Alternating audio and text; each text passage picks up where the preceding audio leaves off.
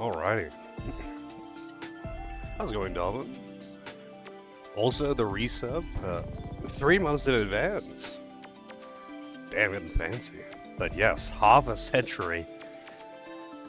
Nearly, we're encroaching on doubling my own age in sub years.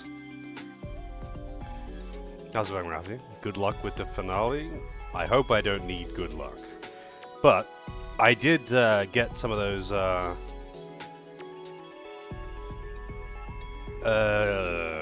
tactician USBs and did a bit of grinding. With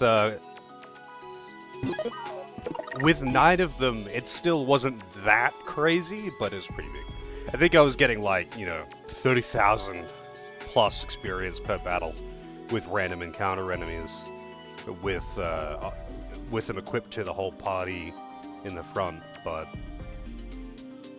it took quite a long time to get one, and I was like, yeah, I'm not. I somehow think it's probably not worth the time. I could level up to max if I really wanted to, though. The funny thing is that the levels are pretty minor. I guess the biggest gain is really the HP, because a couple of hundred extra HP is a big difference maker when things are only barely one-shotting you.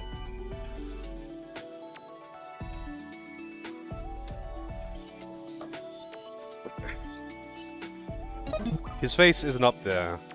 That's just painted on. He doesn't have a face. That's why it's questionable, though. How's it going, Penny?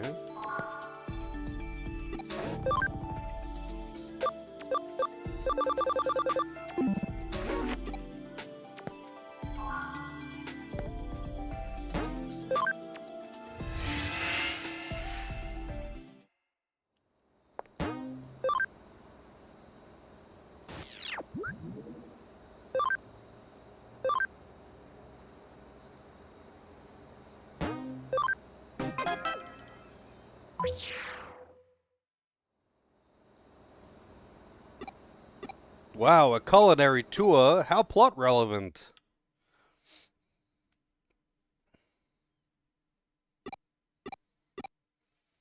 You enjoy all that?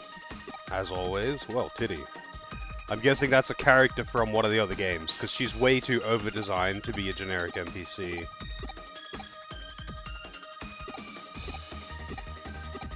Rena.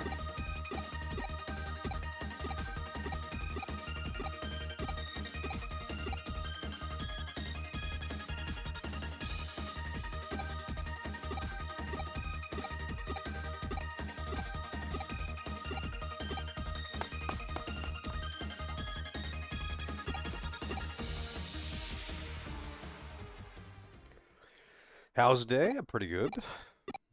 Pretty chill. I was woken up by the cat wanting to play.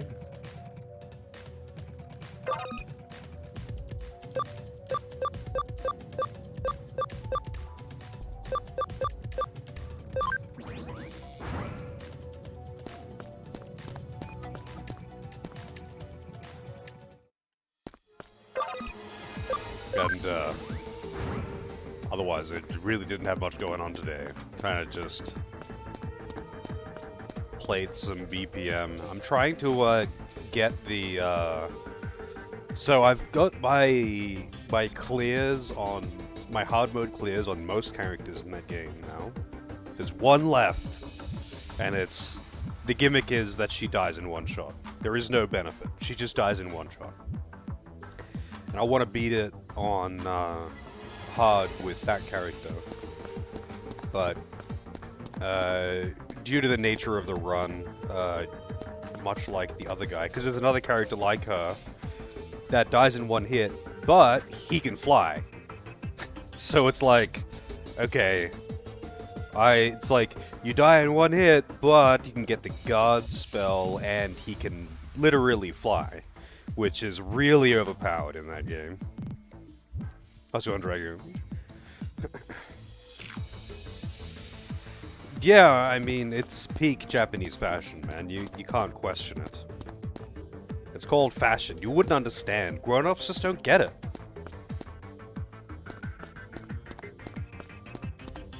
Yeah, I need the breeze. Just airing the girls out.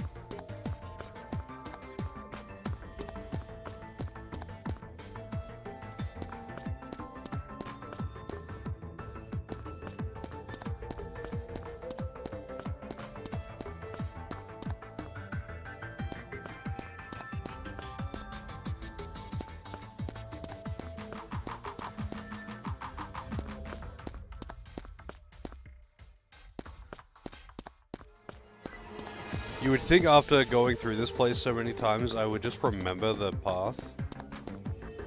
But I always forget the way.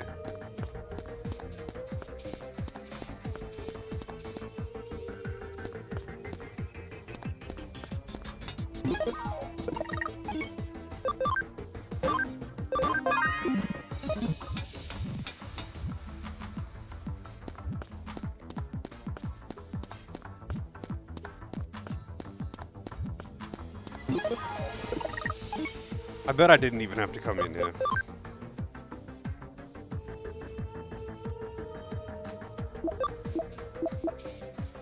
Fashionable shop at Shibuya. I wasn't even meant to go into the dungeon.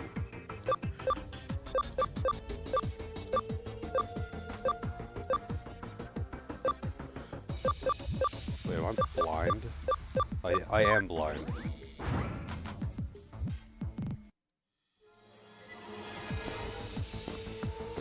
Yeah, I don't think you gotta find many people in real life dressing like that. Like, unless they specifically, like, dressing up for something, like cosplaying or whatever. Go into a fucking rave. I don't know. Fair enough. But I don't think you gotta catch most people wearing that outfit just, you know, in the general day-to-day as they're just going about town.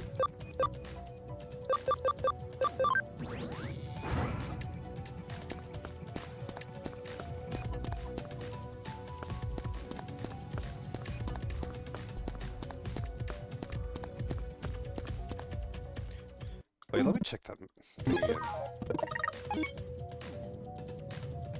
What was the result of the poll? Oh, it was a tie. And, apparently Vince just wanted to see if it was, like, overwhelmingly in favor of, Time Stranger. Or not.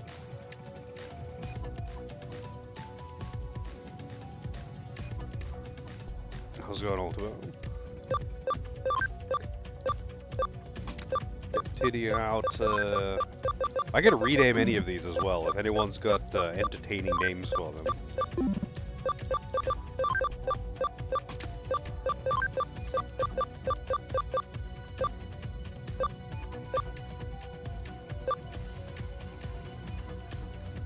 Who do I normally have here? Oh yeah, Rosemon, right, the double Tittymon.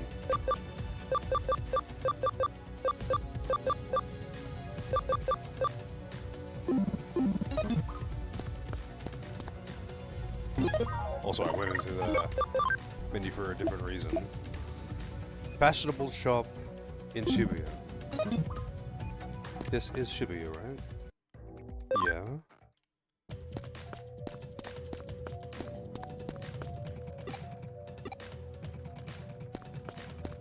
Oh, right, there's a back street here. Which is, like, never used. Skip your request for time being. Put it on hold? Sure. Hang on a second. Let me bring it up.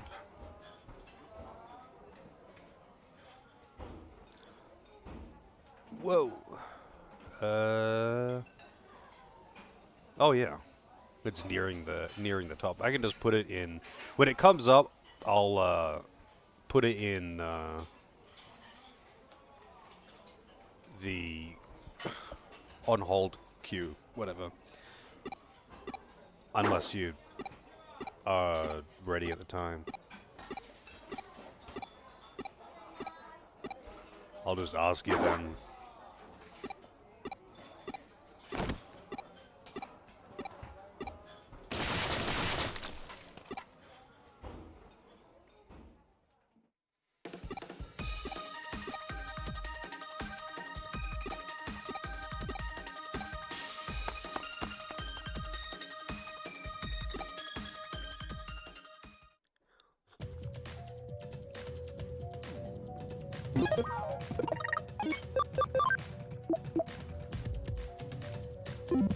Shinjuku.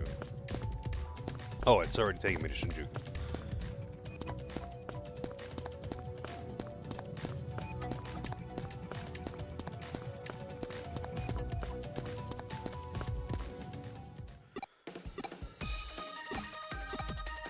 Man, why the fuck are these quests mandatory?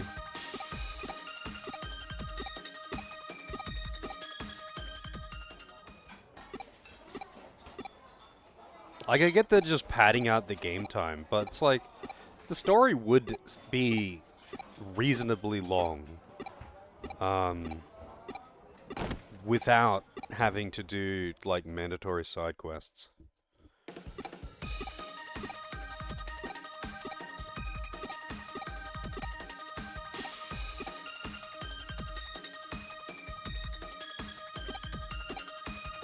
Under Kowloon level 5.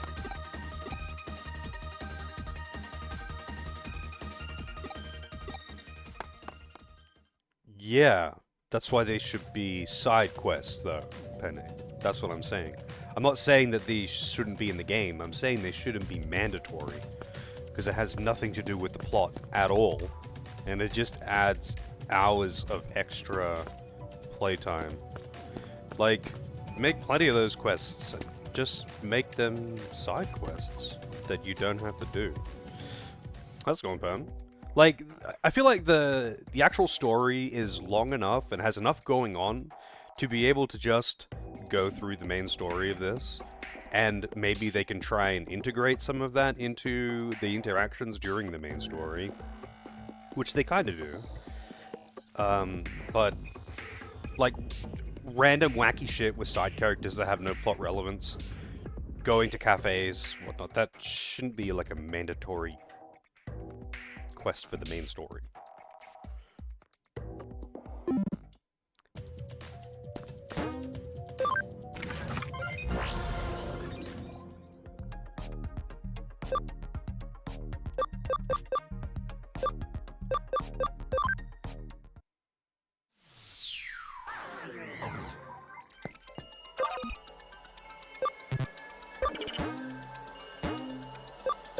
I do not want to get out of here. Fight me, wall.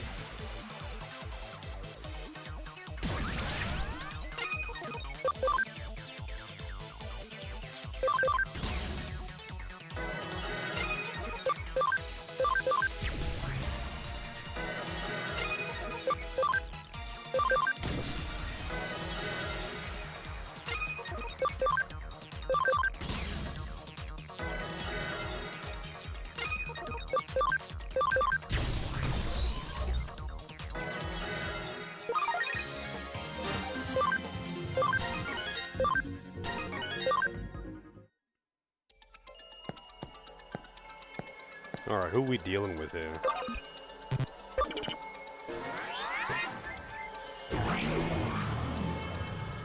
Well, I guess it's just, the wild, so to speak, so... Let's see. Maybe I'll leave random encounters on for a minute. Let's see what I fight in here.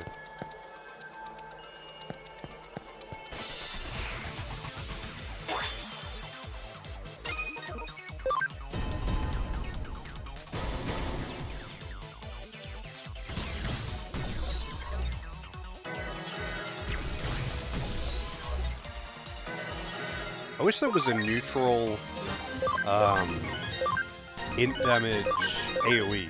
Like, there's a neutral int and a neutral physical, or a neutral strength or whatever. Wait, what is the attack actually called? Is it just attack or is it strength? It's attack. So there is attack-based, neutral, single target, and int-based, neutral single target, and there's attack-based neutral AoE, but there's not a int-based neutral AoE. And man, I would it would be really nice to have a neutral magic AoE. Visualizer.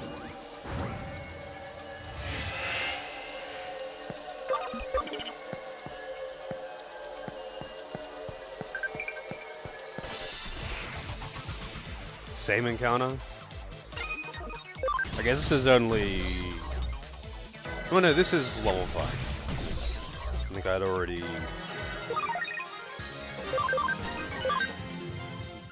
gone down from 4. Well, the random encounters here are lame, so they can get fucked.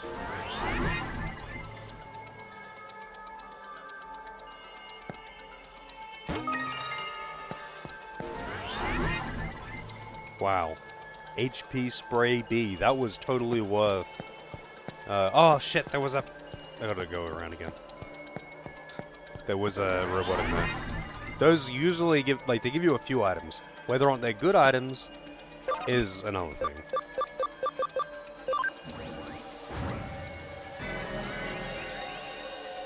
Usually they're pretty good, though.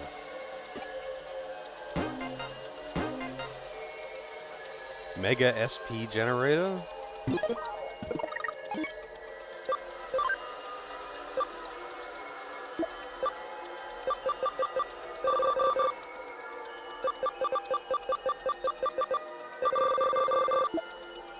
Oh.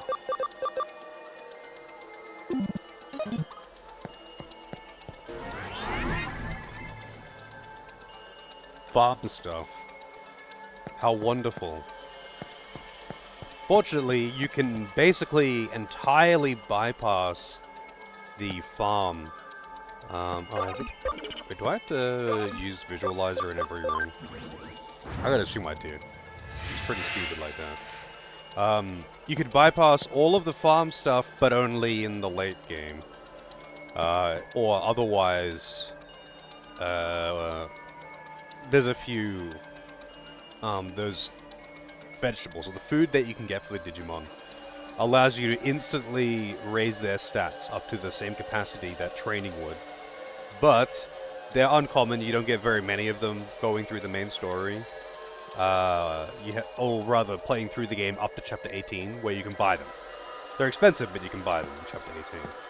And it allows you to just totally bypass the grind that is otherwise just present for the entire game. But I guess you don't really need to participate in it. It's not that bad.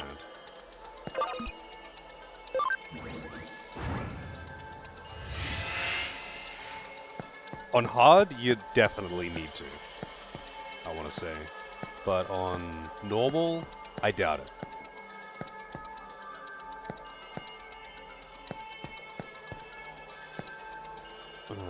Pick a bite.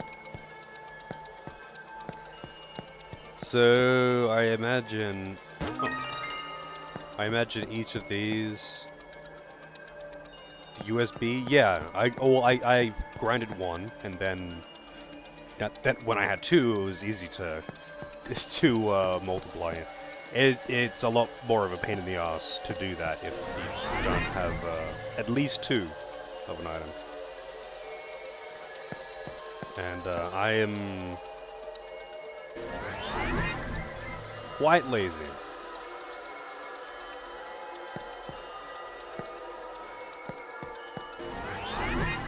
Maybe I could actually run around that. That's a tiny gap.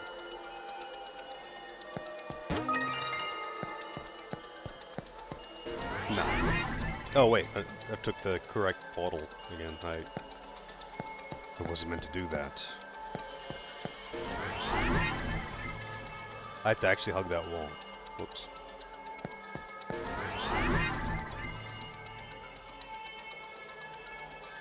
It's like, I don't know, it seems weird, like, the ABI stat in general, I think, is just handled strangely. Um,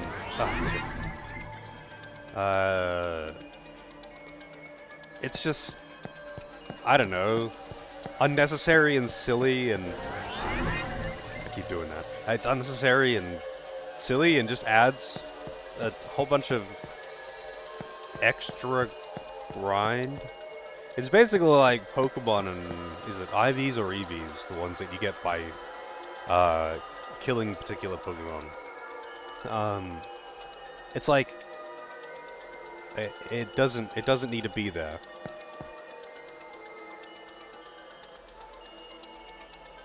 And if it is gonna be there, they should just make it something that you can adjust as you please, rather than an excessive grind or an extremely expensive post-game money dump.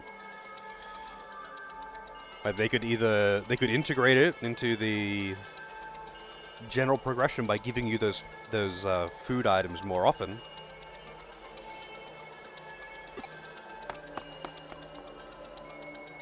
Oh yeah, it was the same in Next Order.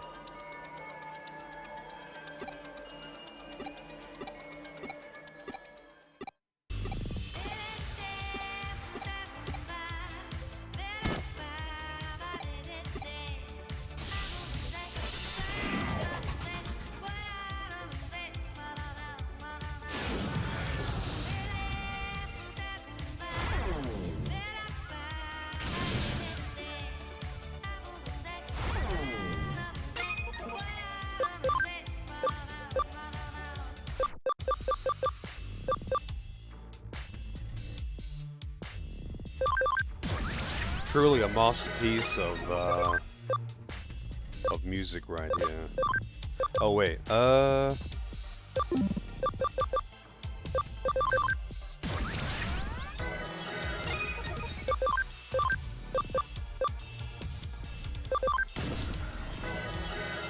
sure Tiddy will be fine.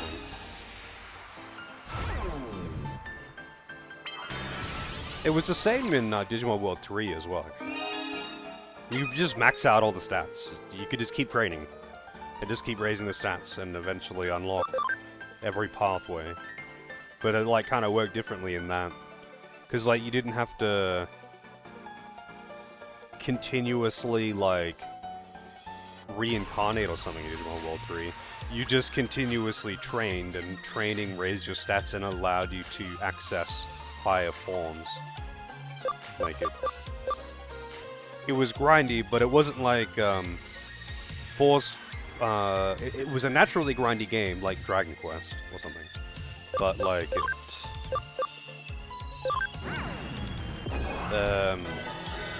yeah, like there was no regression.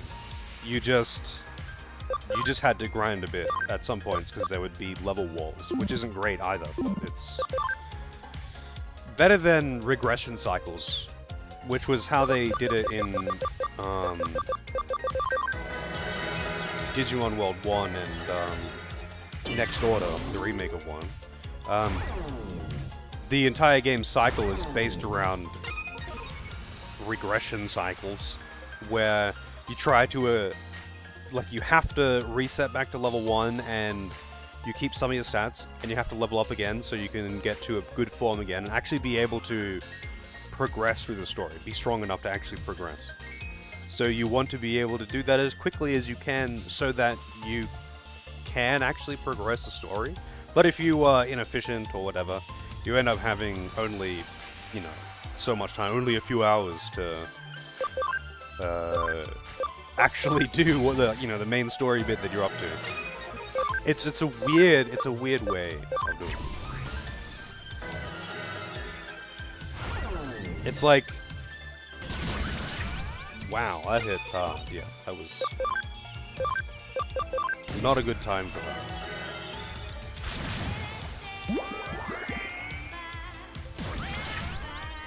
It's just odd. It's like kind of a neat idea, funnily enough. It's just, I don't know, weird for like a standard RPG.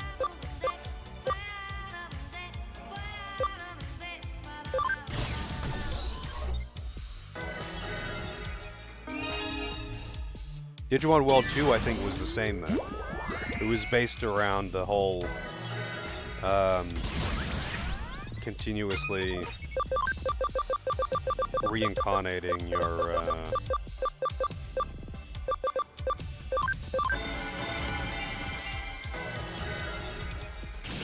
Digimon over and over to get to more powerful forms to have better stats and all that good stuff.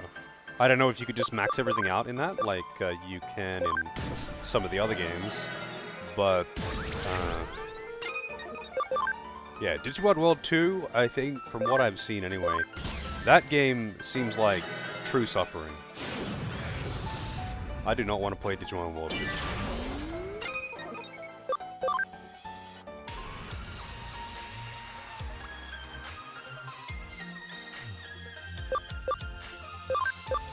Yeah, but the farm system is kind of just weird. Like, it essentially wants you to micromanage several different groups over time, like in real time, I guess, you know, Tamagotchi, whatever. But like, that is so awkward to mix into like just a normal turn-based RPG. Like, I don't know. With the amount of extra panning the game already has, with mandatory side quests and all that, like, dude, I don't want to deal with all of that shit. And like lowering the stats that get raised if you don't want that particular stat, etc. No thanks. Wow, that was rough.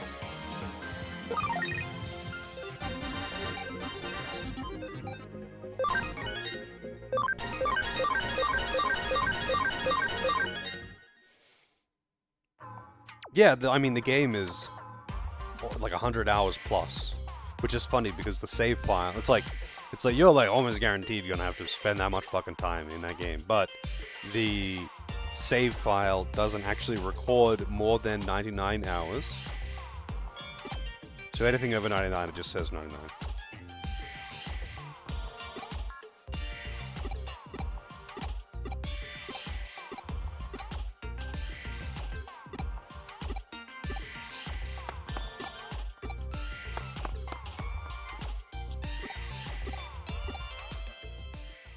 Nintendo was trying to patent the pocket monster genre. Really? Wait, how recent was this? I did not hear about this. Fucking Nintendo, man. Like, surely they have to be aware the amount of negative attention they've been getting lately anyway. But I guess it doesn't. They don't care. They don't need to care.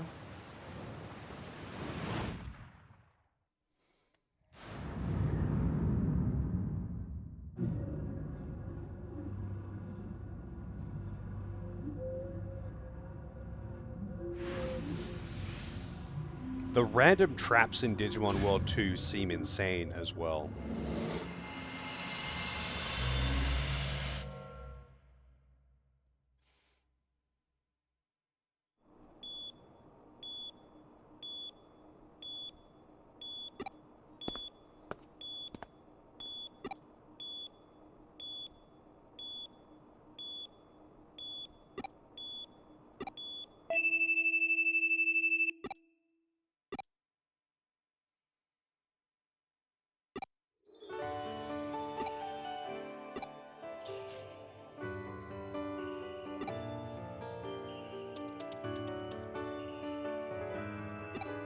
Wow, she got magical medicine.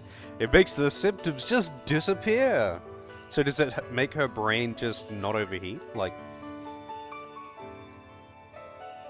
it's... whatever, dude. I'm trying to make sense of something that just cannot be made sense of. Like, the problem is that the disease turns her brain into a supercomputer that constantly overheats if she does anything.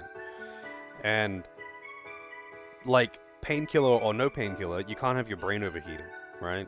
That's the idea. I'm pretty sure just ignoring the pain is basically the equivalent of just doing crystal meth so you don't have to eat or sleep.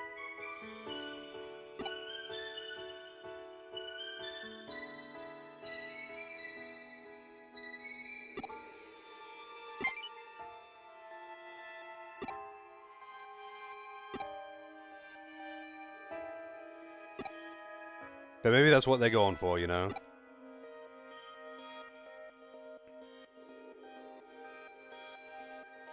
Wait, there's a remake of Digimon World 2?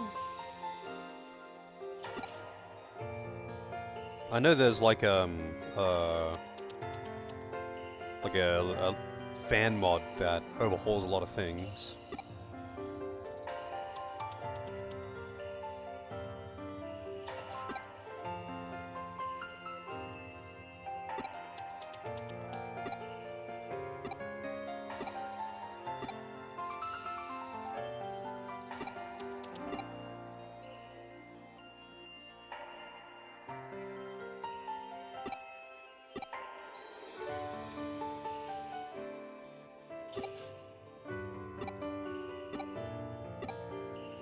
How touching. Oh, you're talking about... Yeah, we're talking about Digimon World. I've only played the SNES version of Dragon Quest 2.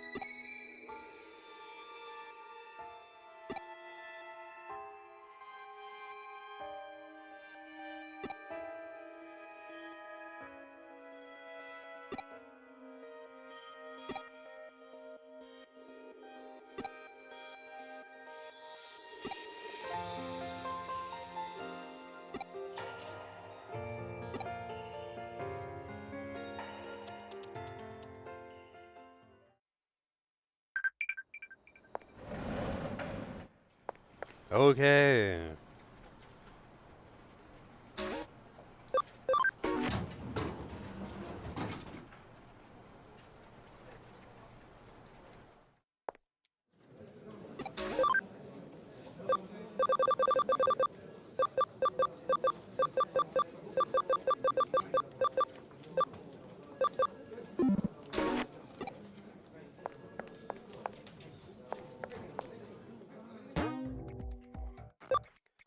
Old diver.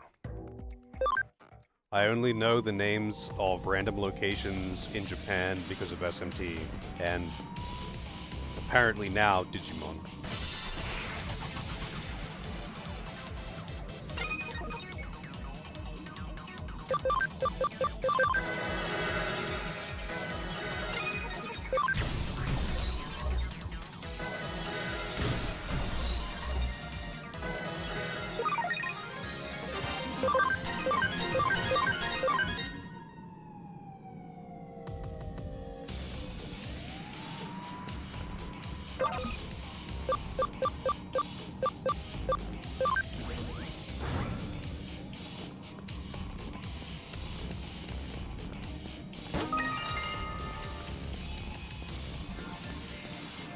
Probably should save. Been a while. And you never know when I'm gonna get a fight that is just like, ah yes, you're permanently, everyone is permanently confused. You just have to let them battle it out and hope for the best. You never know when you're gonna get something like that.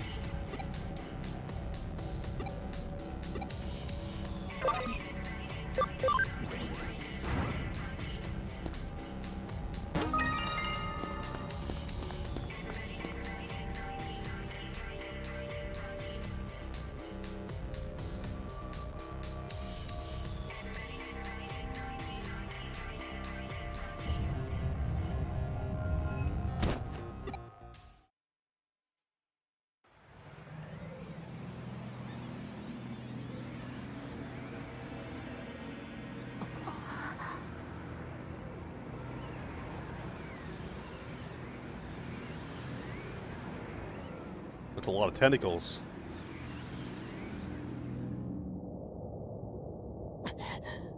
I'm gonna need more cocaine for this.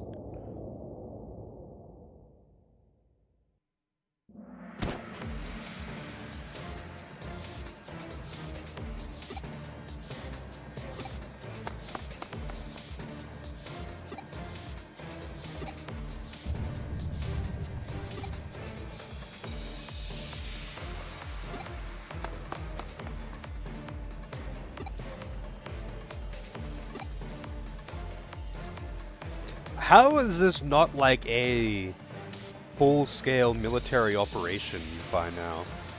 Like, they've had Godzilla rampaging around the city for like over a week now. And it's just like the local PD who's dealing with it. I mean, granted, the local PD of fucking anywhere in Tokyo should be massive, right? But why aren't they shooting it with tanks and rockets and planes and it's just yeah, where's the army? Where's the army? Also, random gift from Pern. Hang on, let me put on the display capture, yeah.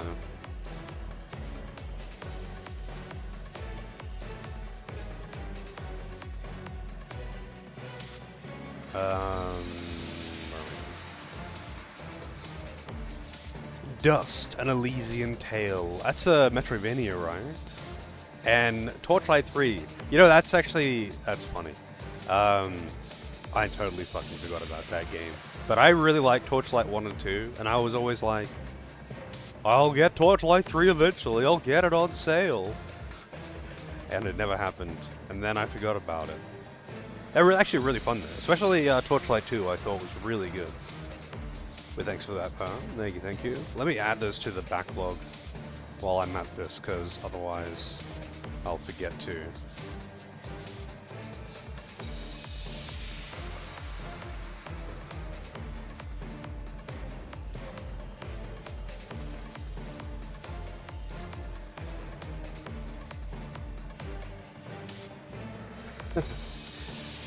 Let's see.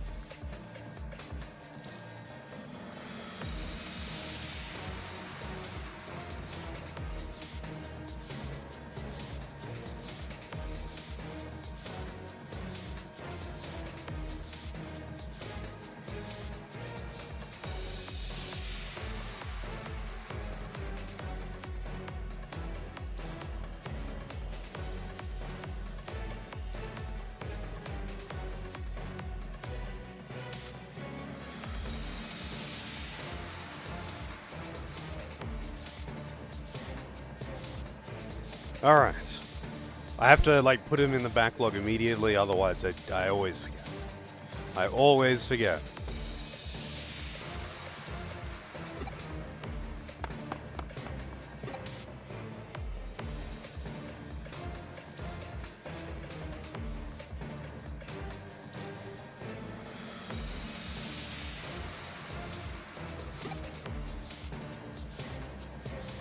That's going pretty well.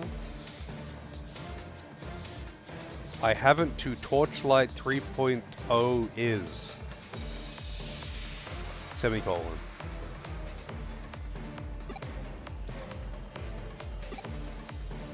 I agree.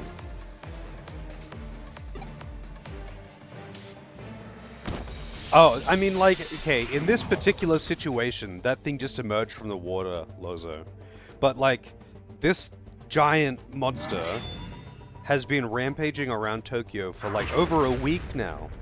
Like, they've canonically passed several days while people have been in hospital and stuff like that. Like, this is not a small-scale thing anymore. This is basically fucking Godzilla rampaging around the city, and they're kind of just letting him do it. Like, the army isn't doing anything. There's just some security, like, army in the street saying to stay inside and shit. And this area is restricted. But they are never shown actually trying to fight it. At all. And even, like, these cops on the bridge who seem to be working without any military backup whatsoever have no weapons. And they're completely ill-equipped to deal with this. Like, somehow this has caught them by surprise, even though they were hunting it. So, yeah. I know they have to set it up so, you know, the kids can save the day, but what the fuck?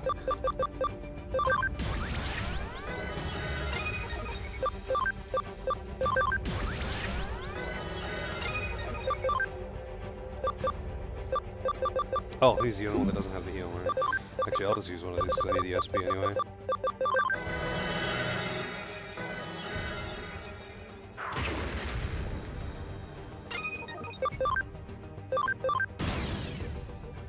One damage.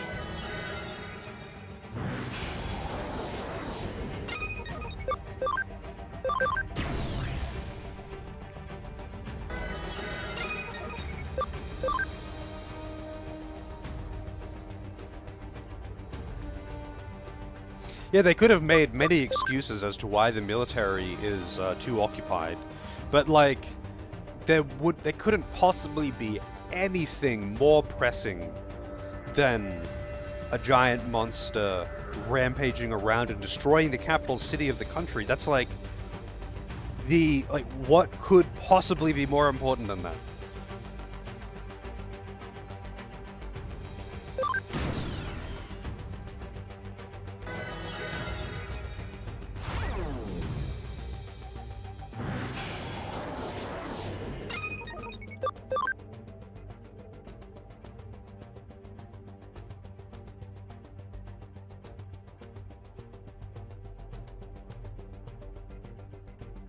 I mean, it's exploded several buildings, and there are parts of the city that are completely in ruin and on fire.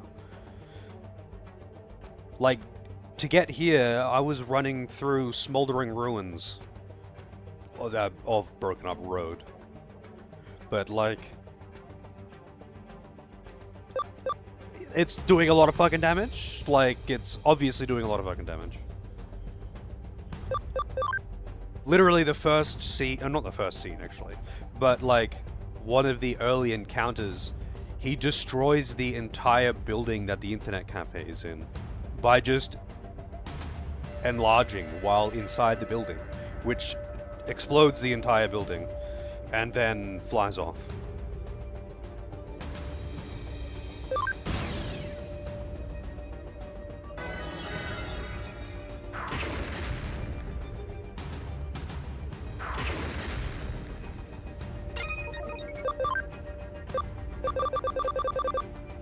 I wonder how many turns I have to survive for. Because I can't hurt it. Even defense piercing moves still only do 1 damage.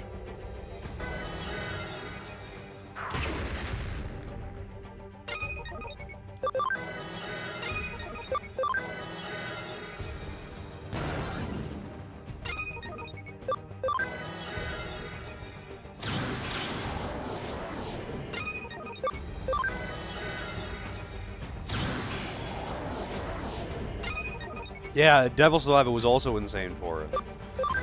Like, it's not that they weren't present, it's just like everything about the interactions between the demons and the military and all that was just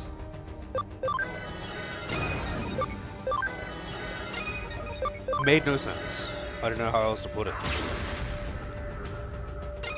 Do I have to hit him a certain amount of times? Break the barrier?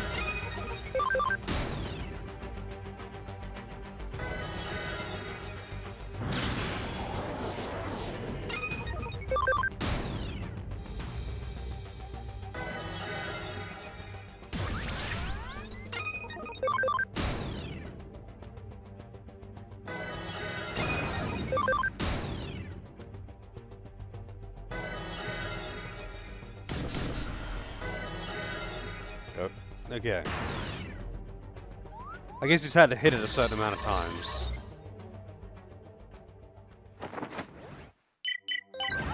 Oh, she's gotta hack him. I'm in. I like that it's got the same font as RuneScape text above characters' heads.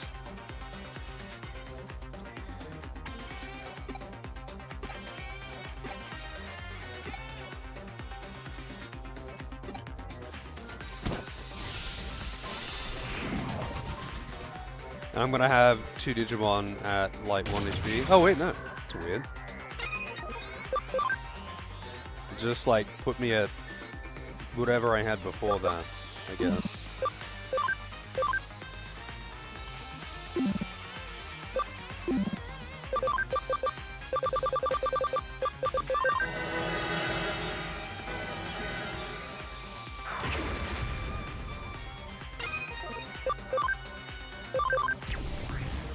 Still immune to poison though.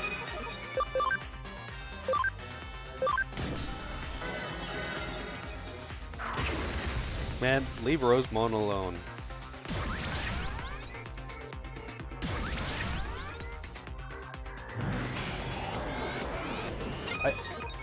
Buffs don't stack like that, right? So him casting attack up twice in one turn does nothing, right?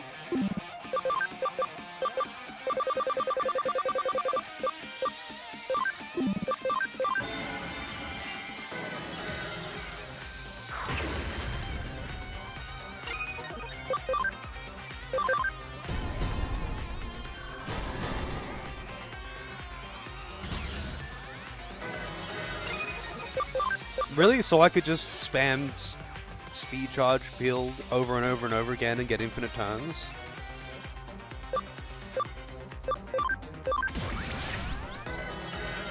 I don't think it works like that. I think you can only have one. But I haven't tested it.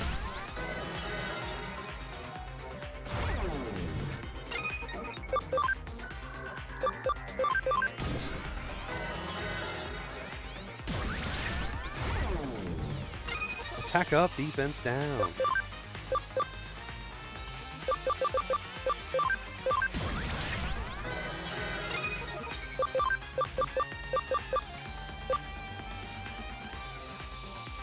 How much damage does this do? 300. Wow. Holy shit! That's a lot of damage.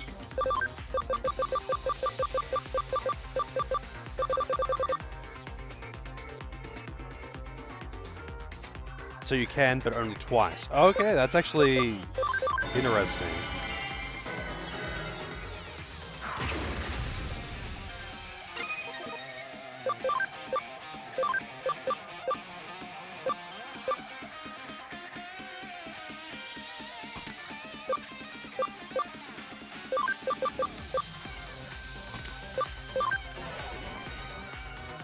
I should have just done this earlier, to be honest.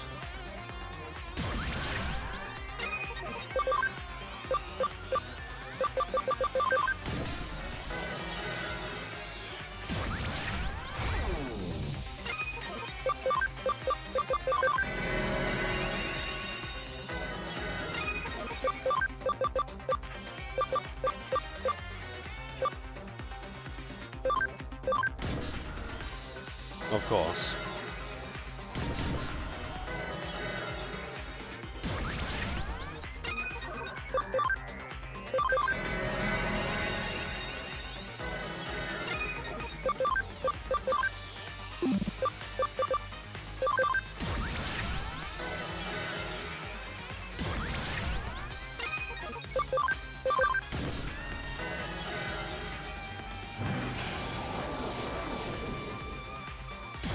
Excitement!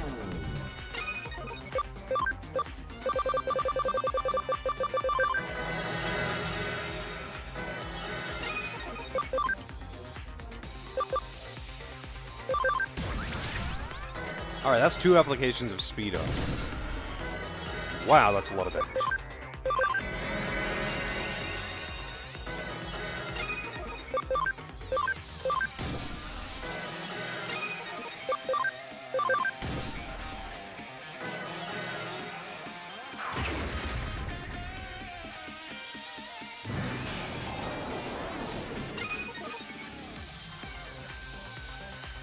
Okay, what if you use like a higher percentage increase then?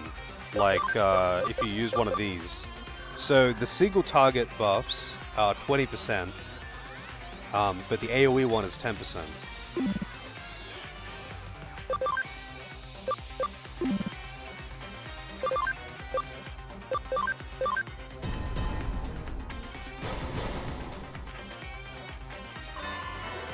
I actually did more damage than I expected.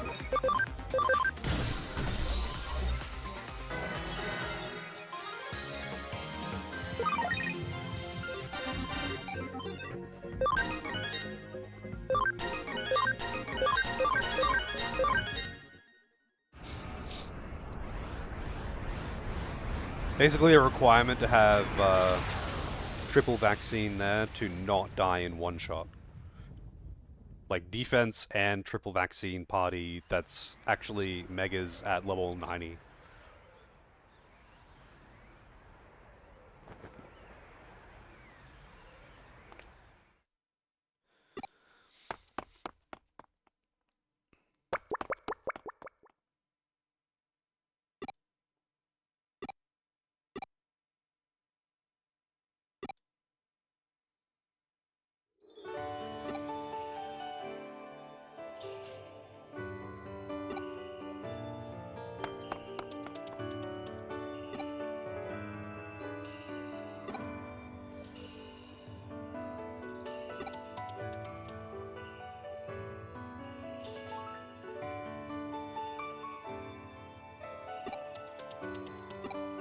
I like how she just threatens to arrest people all the time for anything.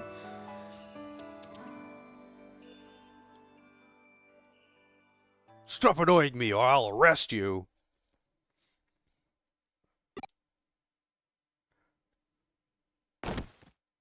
Oh no, the symptoms are back. She's the meth is wearing off. She's feeling the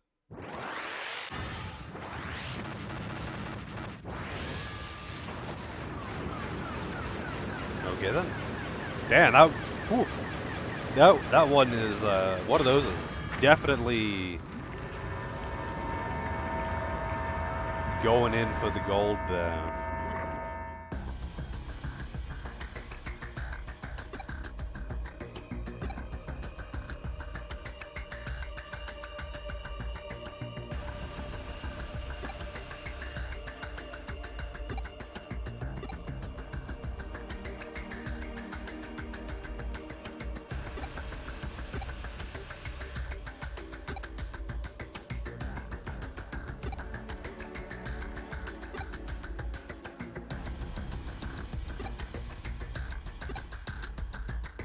Wow, that was quick.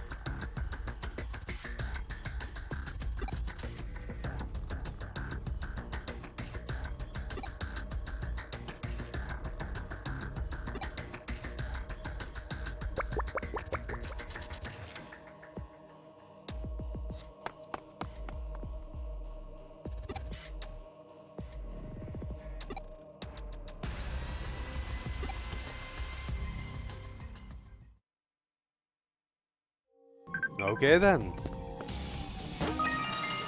Ryuji Memory 2. Anything over here?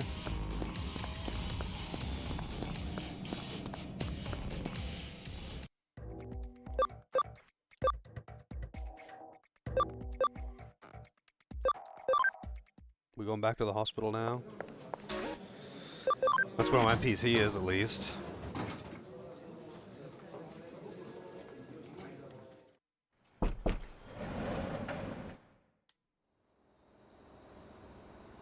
Oh yeah, back to the memory server.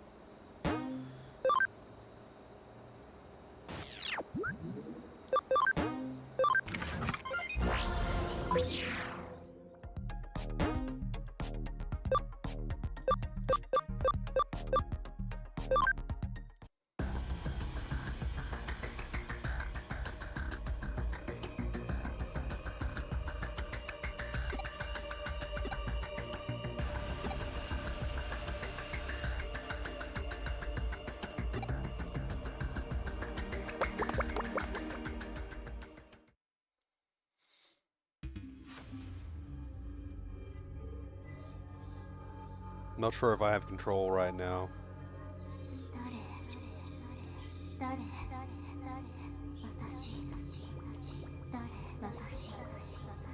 It just kind of randomly gave me control last time I was here. Because this is actually just the background of this area. Yeah.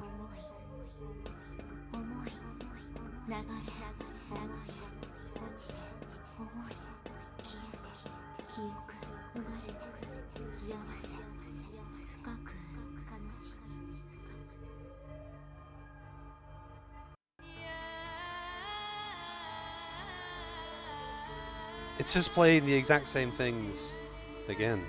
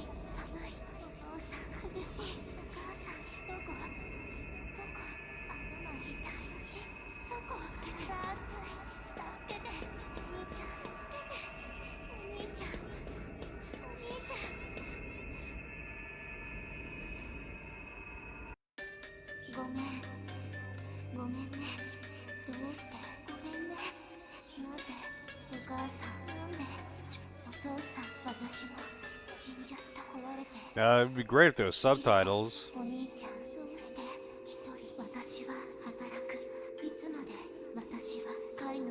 I know it's just like repeating a lot of phrases, but it's kind of weird that they didn't put subtitles at all.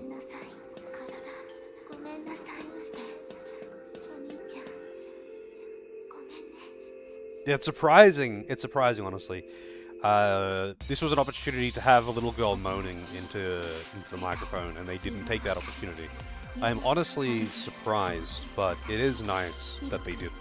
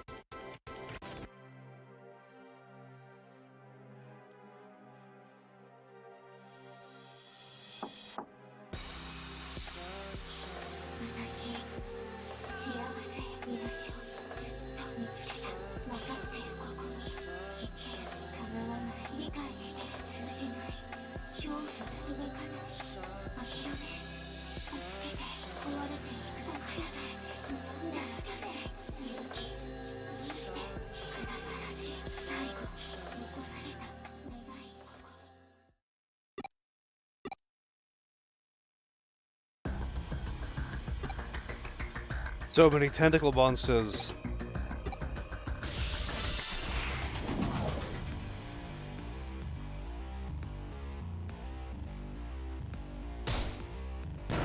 God damn it.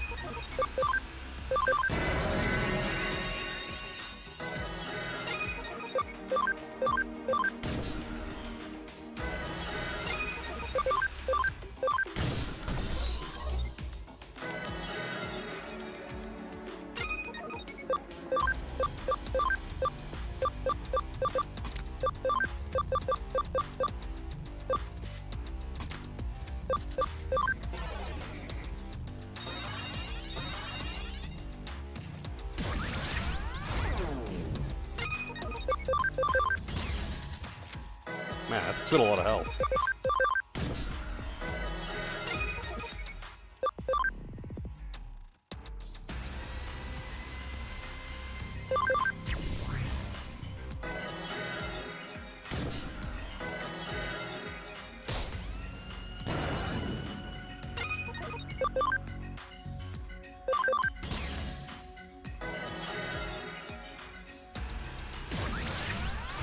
Dude gets a lot of fucking turns. Also, all of my Digimon have considerably more speed now, because I equipped them all with multiple plus 25 speed accessories. So, you know, I guess if I took those off, this guy would be getting like 6 turns to my 1.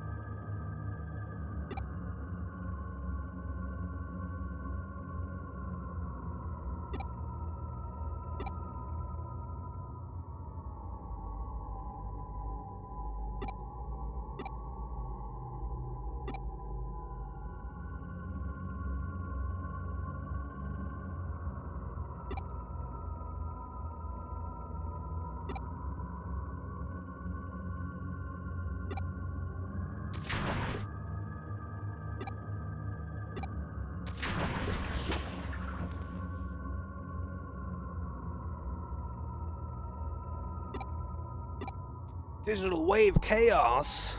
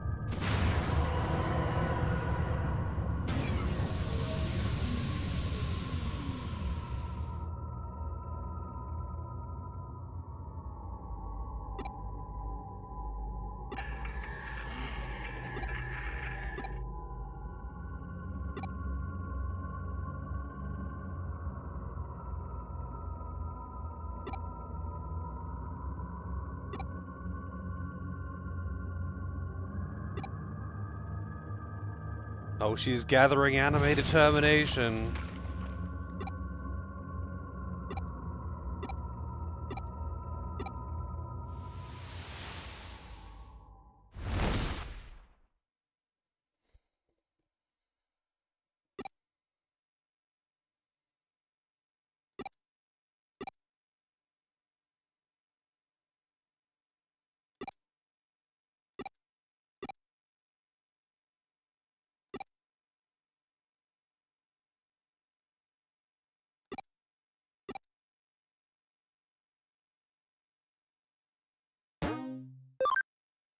Okay.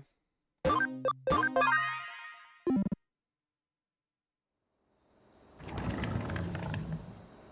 don't know why it just occasionally sounds like someone trying to start a lawnmower when someone approaches someone in a cutscene. I would think that it's like opening a door, meant to be opening a door or something, but most of the time, um, it's in a place that doesn't have a door nearby, like in the net cafe, just walking up to one of the cubicles, which don't have doors.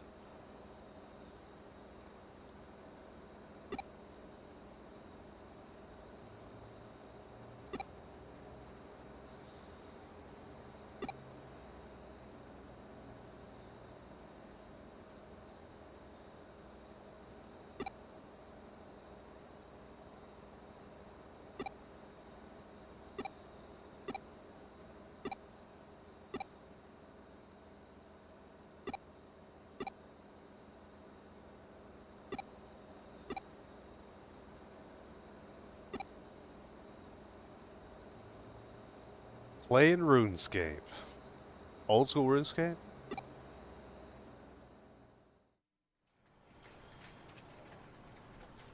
What are your stats? I need to look you up on high scores.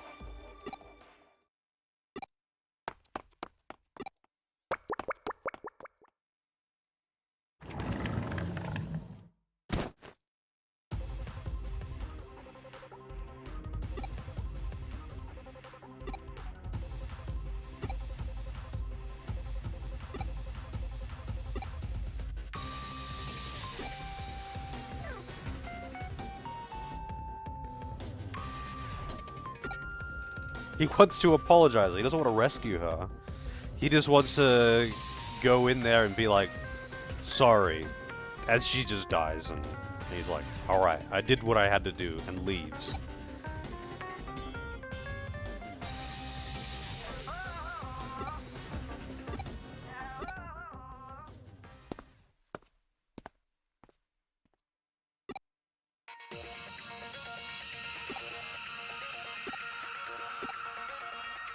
I mean, why didn't I just...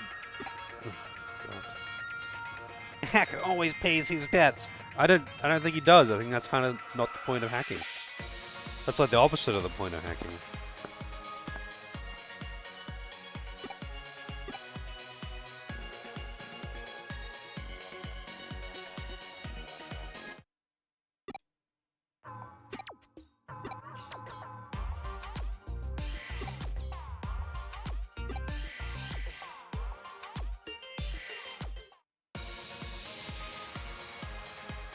Wow. It's become self-aware of how anime cringe it is. It just called itself cringe.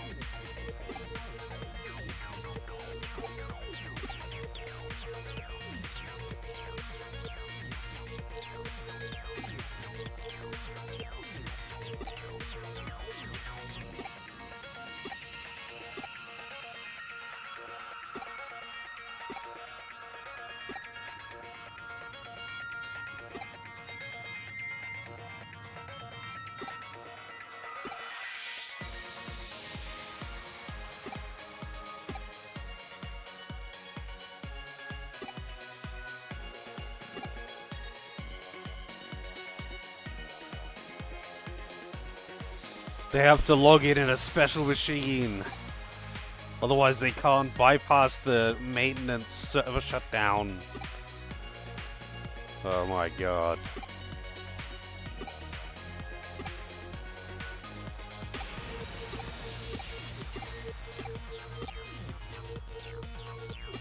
I can't deal with this cringe right now.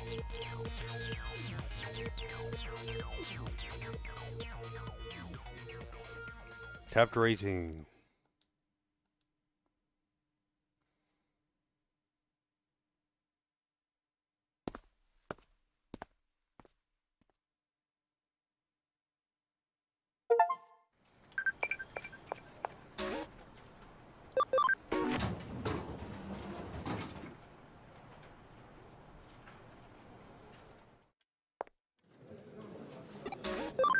Chapter 18. Alright. Hey, I can buy the Speed A things now.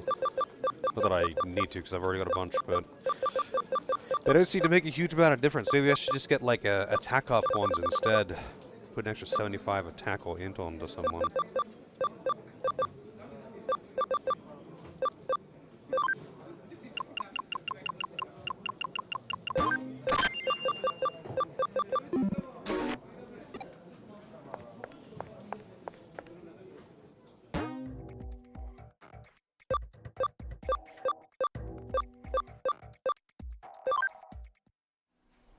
Oh wow, kind of forgot about this location. So weird that they make you poke your head in here earlier, and then immediately leave. But you don't get to explore it at all. Maybe, I don't know, maybe in the main game you do.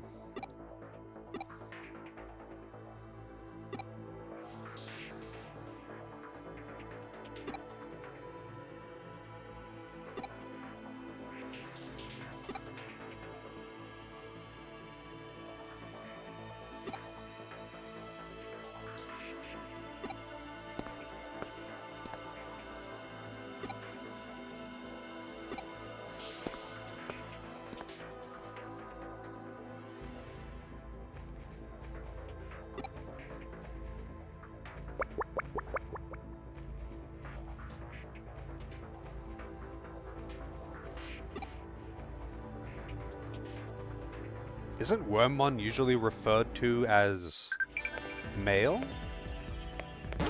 Even though it's like a digital clone of Erica?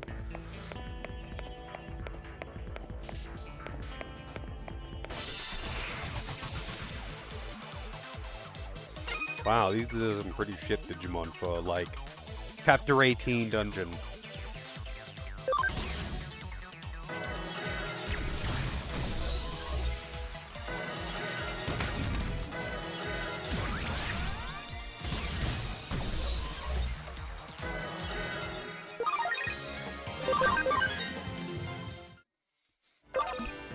Yeah, I mean in the game, I'm pretty sure they've been referring to Wormmon as he.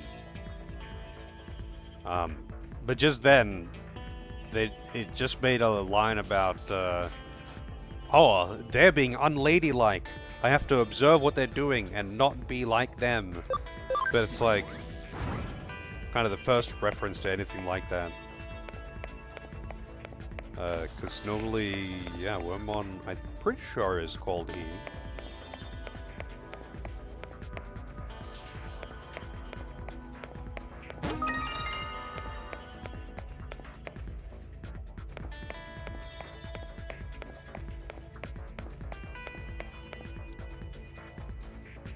Nice defense trooper.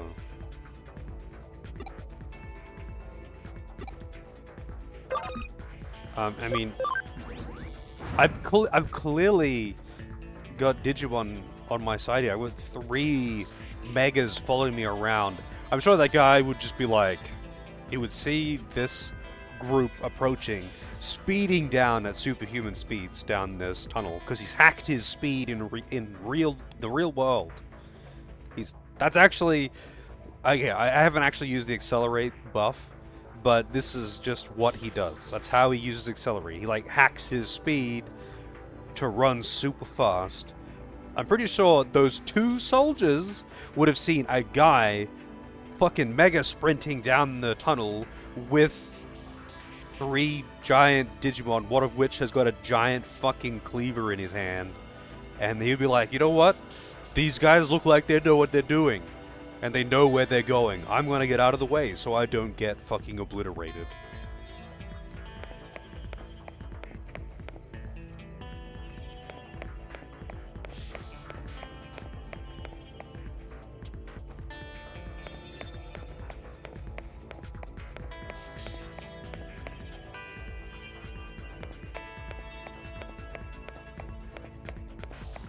I don't even know Wormmon's evolutions. Is that Stingmon?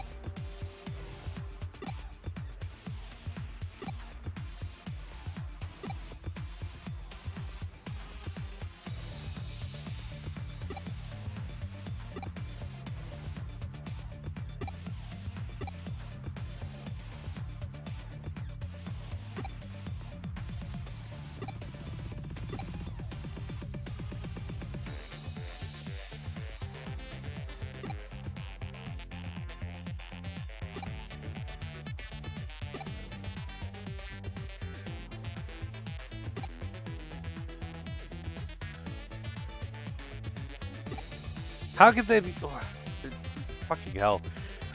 I don't even know what the fuck they're doing with their choice of words at this point. Dude, don't you know that Tokyo could be in great danger? It's like, yeah, no shit.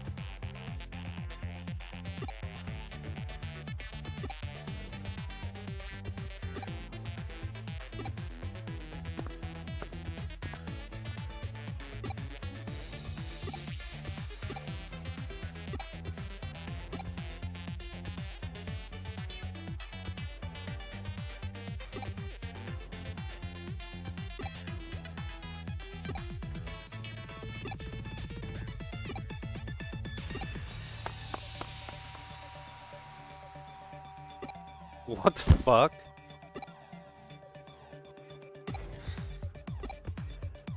Okay. I wanted to hide my identity, so I put a mask on and did nothing to cover my voice, and I wore the same clothes that I always wear, just to make it even easier to identify me. Yeah, it's like putting on glasses to hide your appearance or something.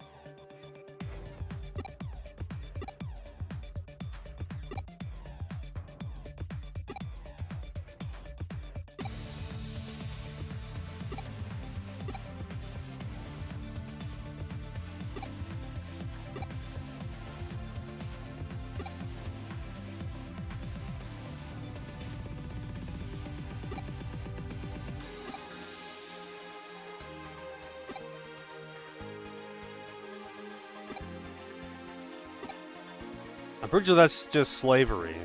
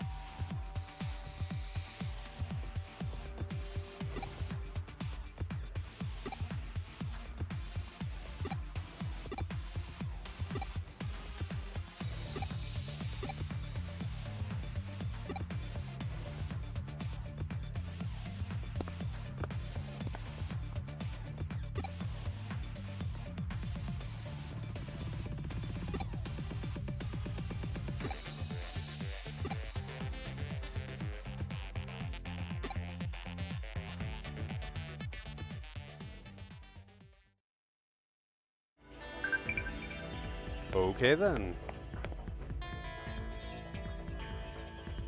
The dinosaurists. I remember them. Spear and shield. Akiba flannel. Their identity is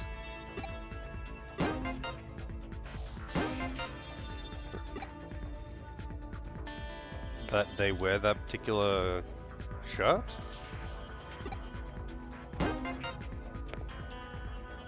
Cat ears? Is the poop squad here? Yeah, I have no idea how they all got here.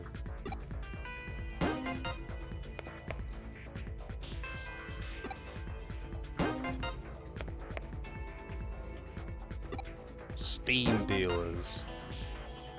Dust Alliance, they are here! The dirty Digimon devoted Dust Alliance, and we won't let non-filters get all high and mighty. He didn't actually say anything about poop, but he did. He called people who don't like playing with their own shit non-filthers. What the fuck?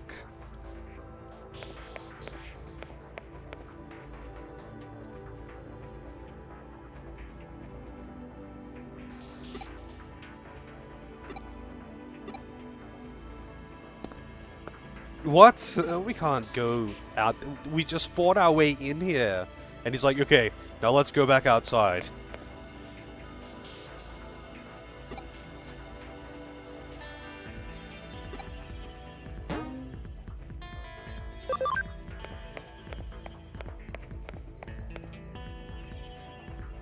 Hmm.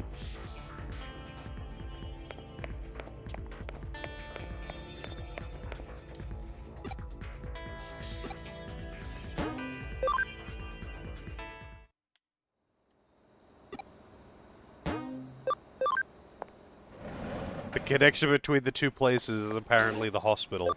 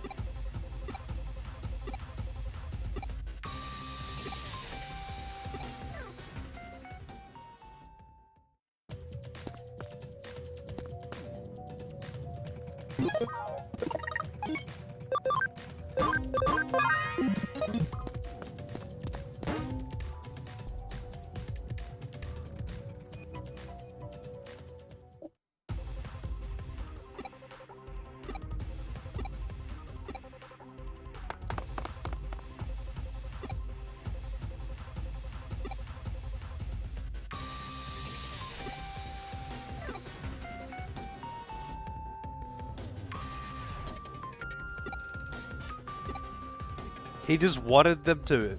He just... Oh, man. He wanted them to beat him up like some kind of fetish thing.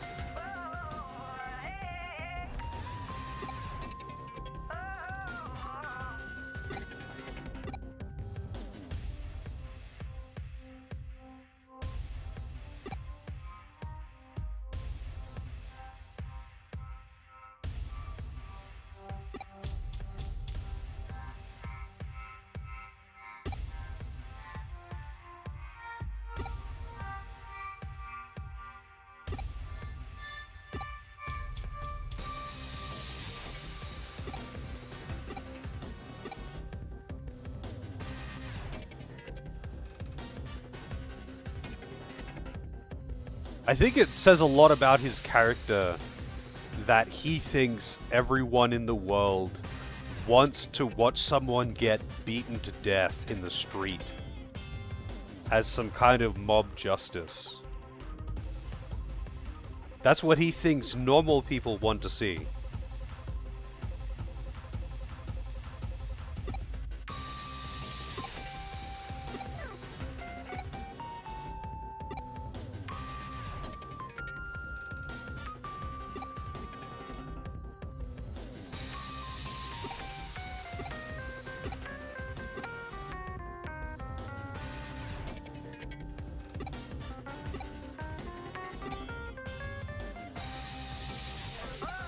I mean, he was the leader of the most notorious hacker gang.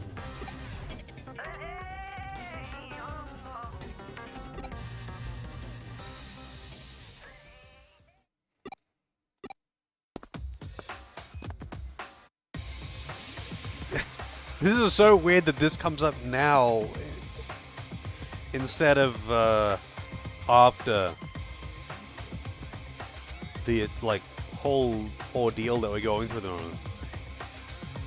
We fought our way past the army and into the sewers to get to the super secret server, so we could all go in as a last-ditch effort to destroy the Eater and save the world.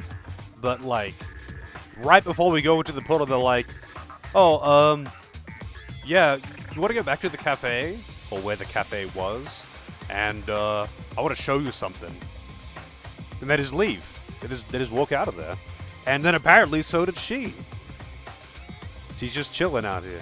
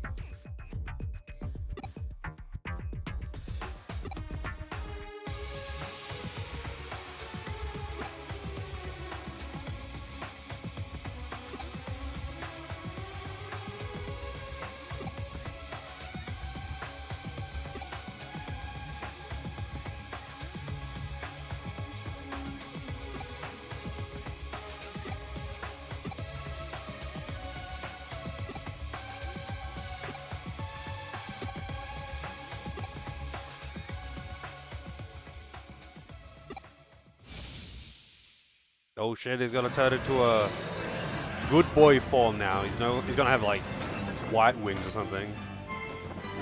Okay, he just loses the wings altogether. It just stops being a demon thing.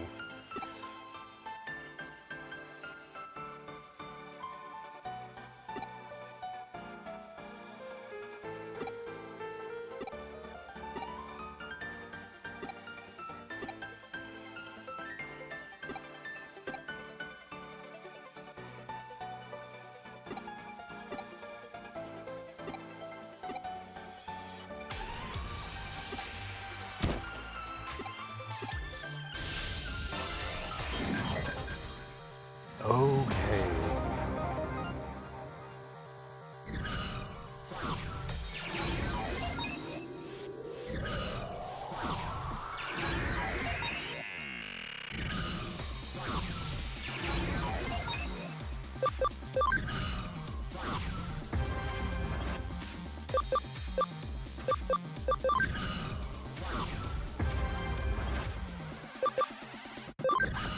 First to 20 points.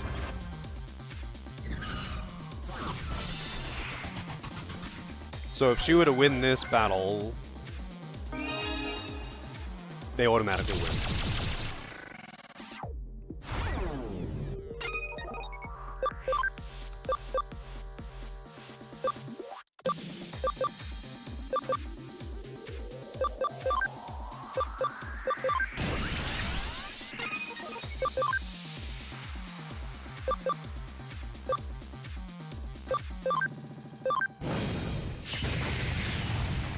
Miss.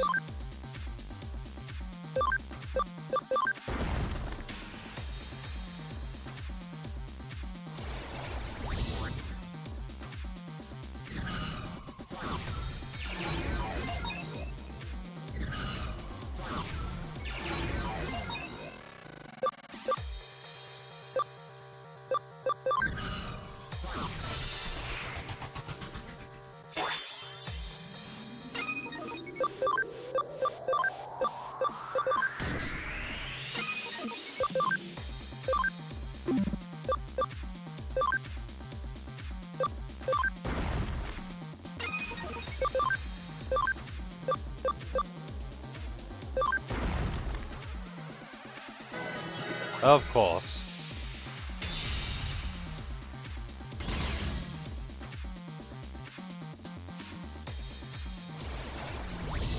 He is not going to win that fight. It's just going to be an infinite stalemate.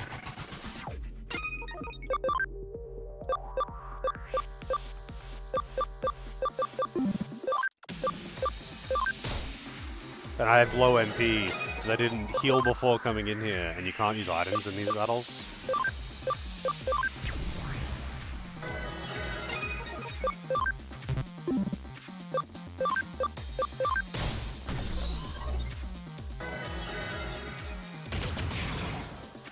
It's kind of weird how basic attacks are just so fucking weak.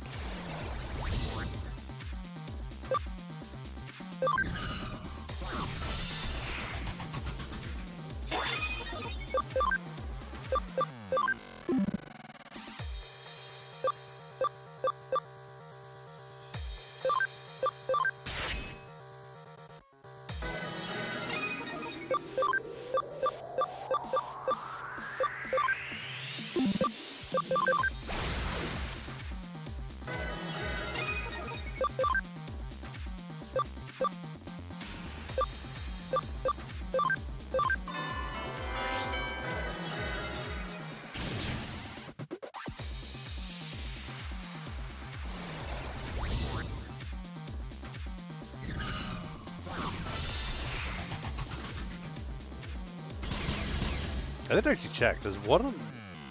Like, does someone on... Oh, wow, speed charge. What a move. I don't know if he's got any heals.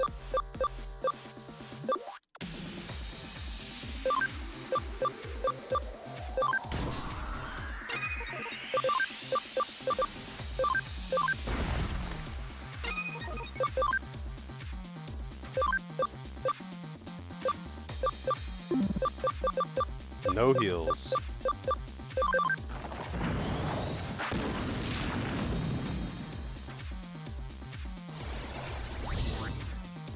Yeah, I probably shouldn't attack with him if I can avoid it.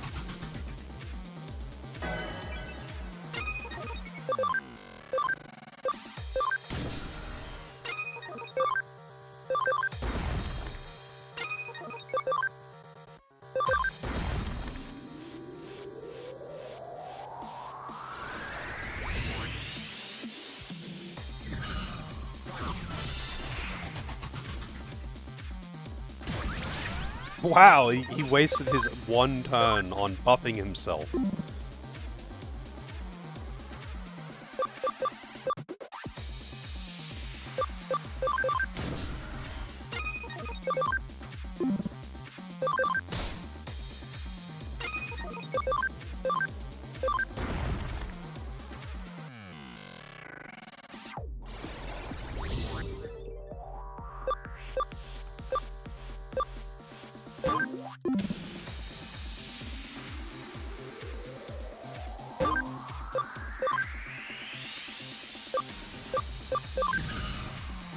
Probably should have actually just made him trade places with,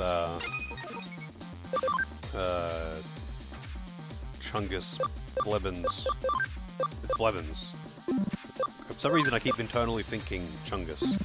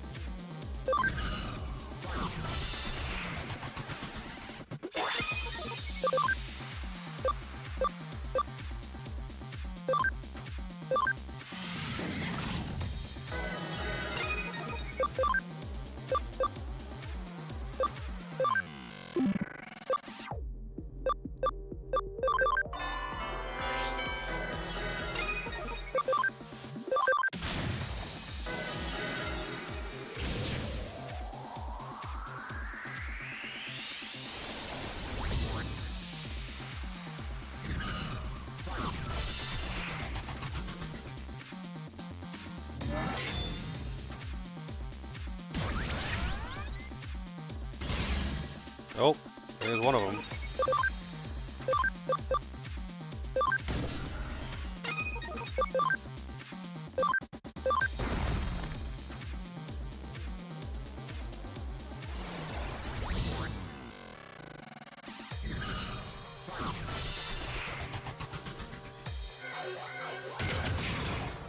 Going into this with no MP was not a bad choice, but it was a bad oversight. Because you can't use items to just restore MP.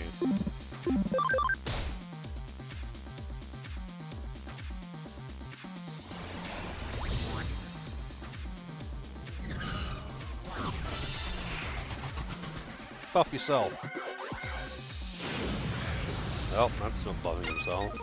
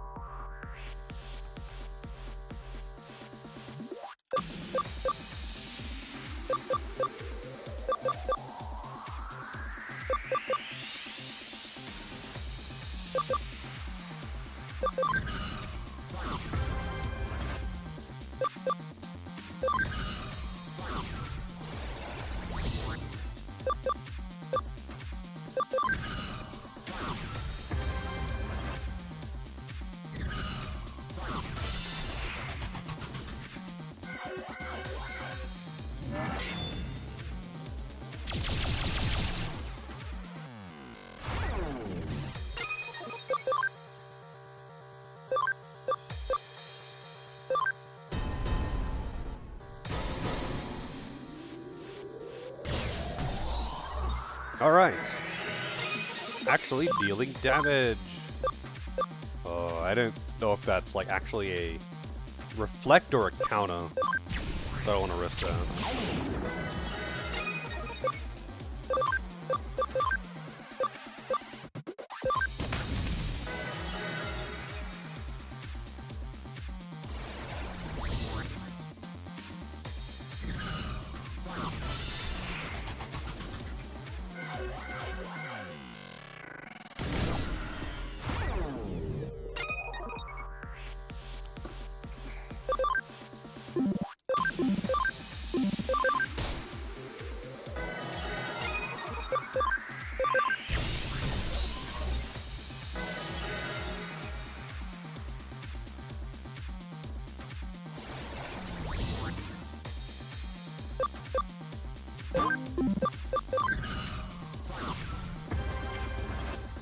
Technically, I could win by capturing all of the other points around her. But it's more humiliating to kill her, I guess.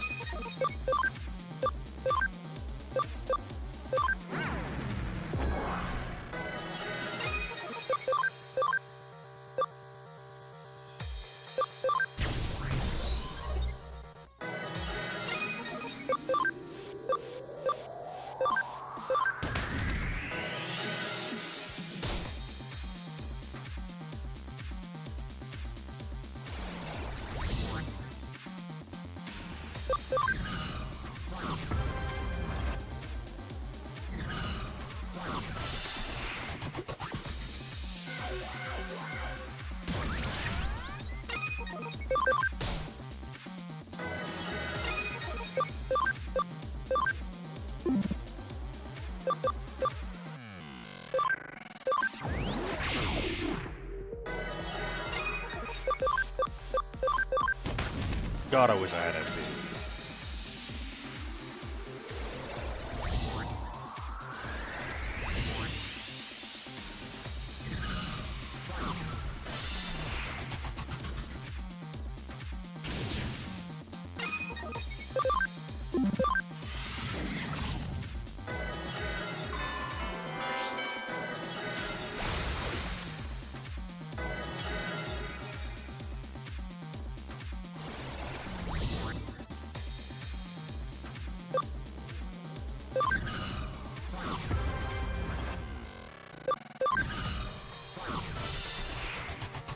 How's it going, Calvin?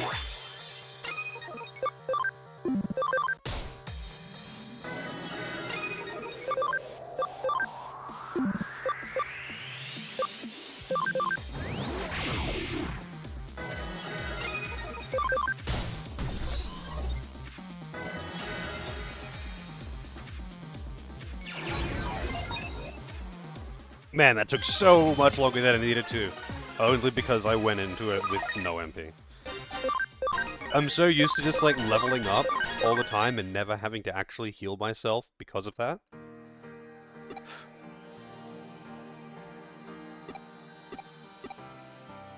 How's it going, Fox?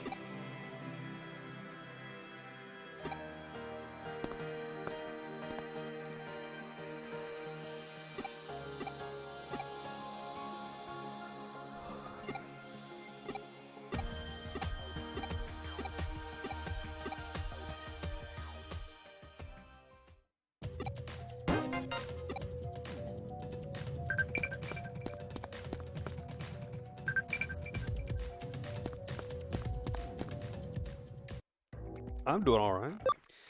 We're right at the end of the game here. I'm not sure what I'll do after actually... what I'll actually do after I finish the game. Because it won't take me the entire stream, I don't think.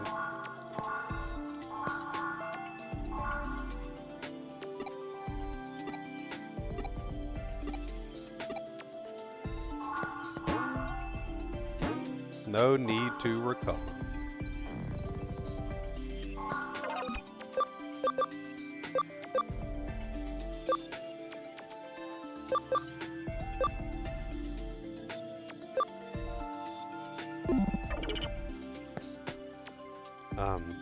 Why did I want to come in? I wanted to do something in here, but... Oh yeah, I wanted to check the shop. This one.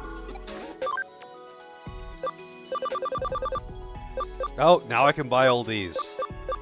So these items allow you to, completely circumvent the entire farm training bullshit system.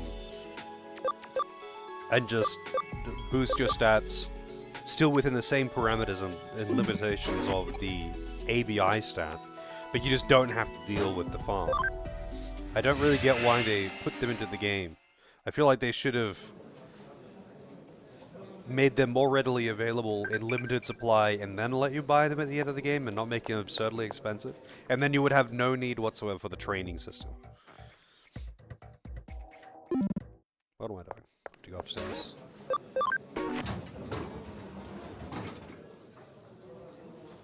Because it's not like those just give permanent stat boosts or something. It's not like you're dumping infinite stats into your Digimon. You still have the same limitation of what can be achieved with the ABI stat of your Digimon.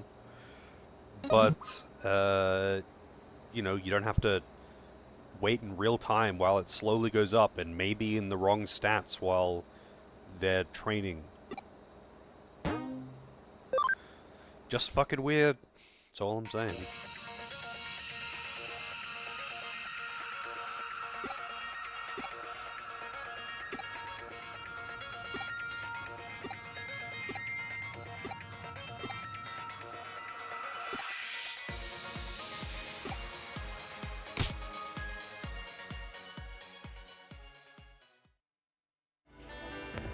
Weird that they had that little scene. But, here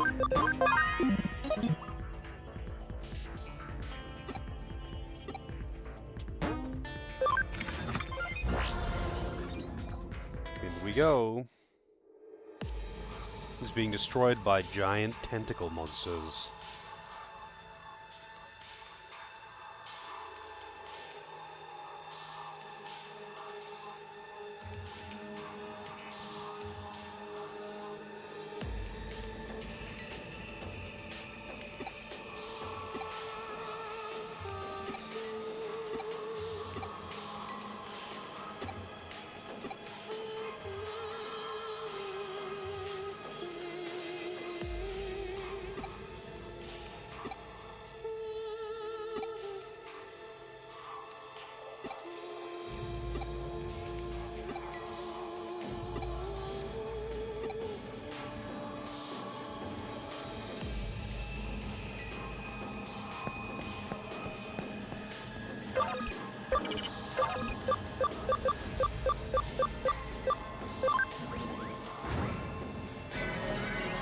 I don't want to see what random encounters I get in here.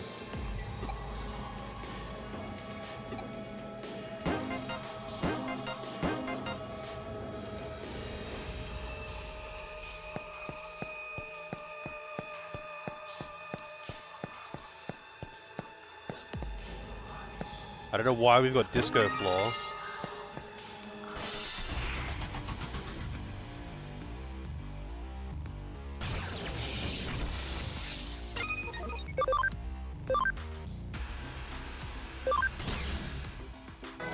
Orb.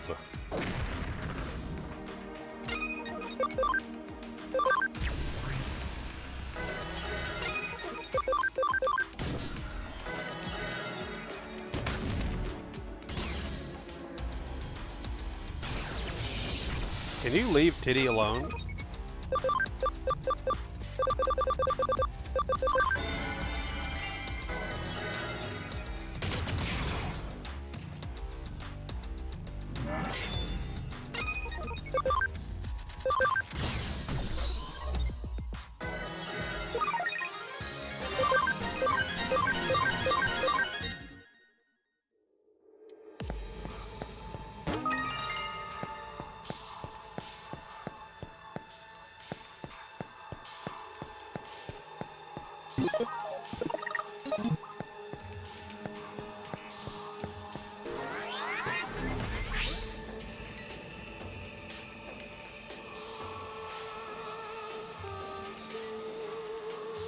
Also, don't mini-map. I mean, I'm not surprised that the random encounters are just eaters, but, here we are.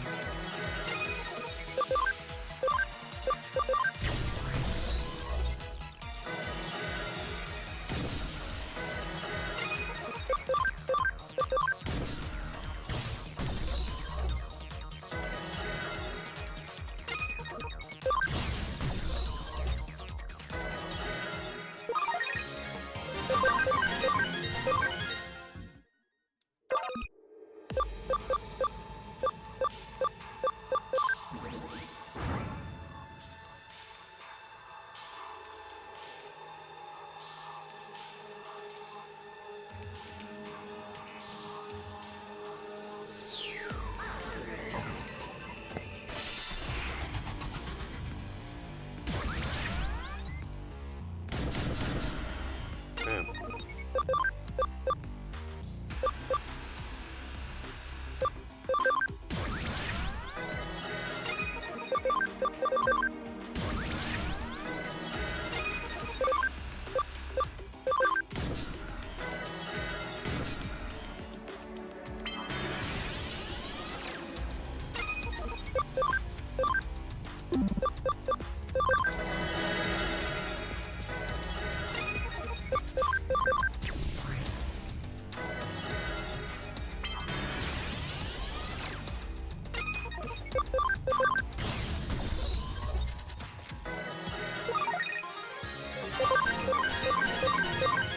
Nearly level 99.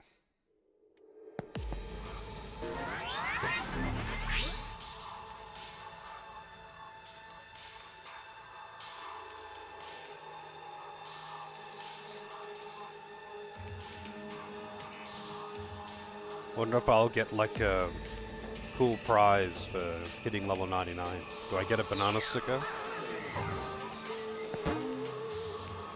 Really, dumb? Oh man.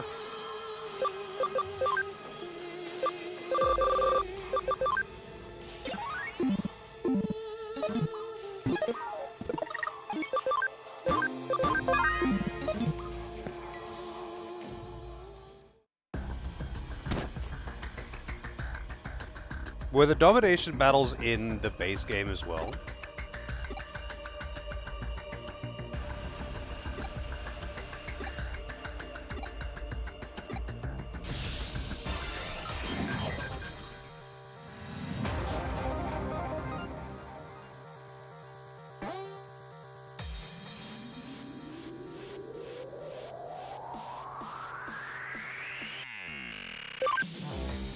Okay. This is the first time they've done this. How's it going, Bloodio? Really, they just made it just for this? Just for Haggard's Man? Dude.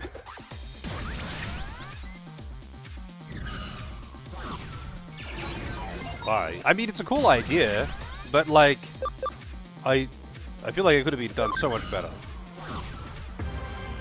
If they made it into a little mini TRPG thing, and you just deploy like, you know, like 4 Digimon or something, and they do like individual one-on-ones, that'd be pretty cool.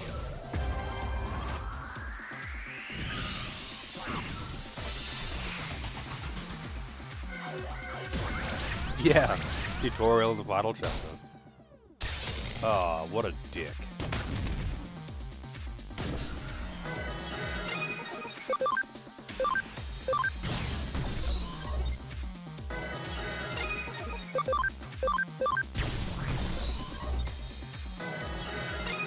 Oh, we still got the turn.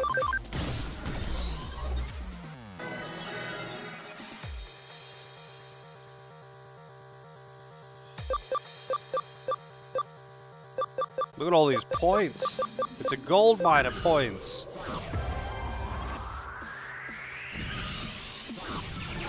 Ah, man, don't chase him up that way.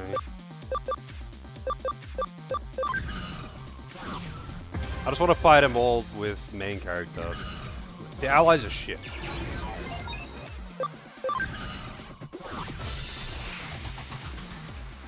Wow, 2 of those things? I guess they only get 1 turn, so it doesn't actually really matter. Also, way weaker than the other one.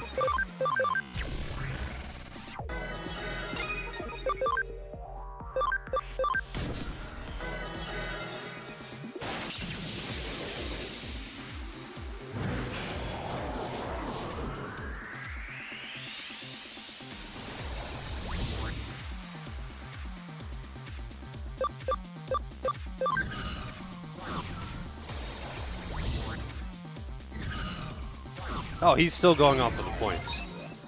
I thought he was only going up there because Ryuji was up there.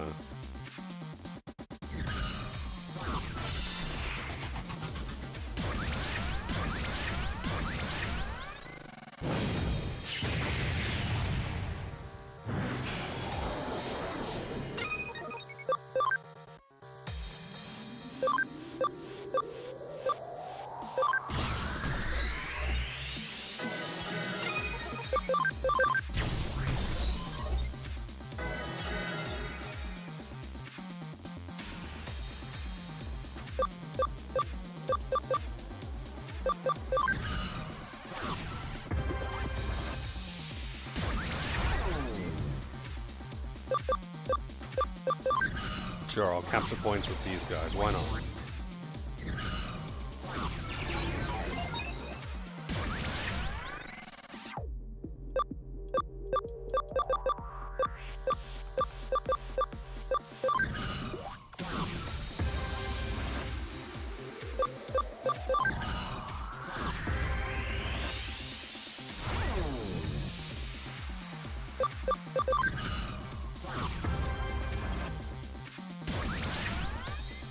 I don't even know why there are points to capture in this.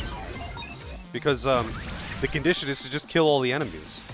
They've never done that before, until now.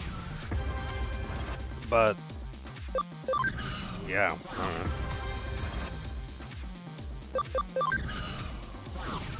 Guess just get the points to style on them.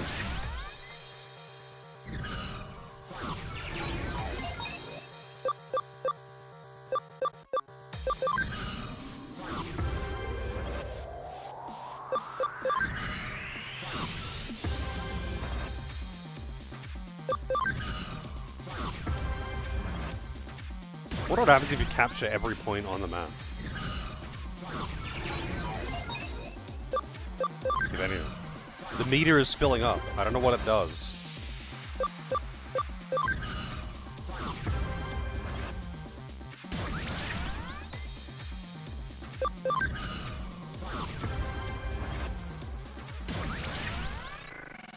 You get a banana sticker! Oh, come on, man.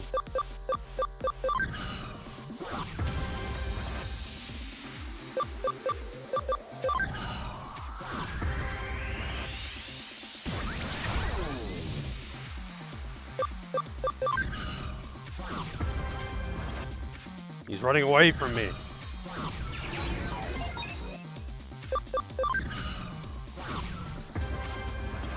This is what I get for not leaving those two to just stand in the middle doing nothing.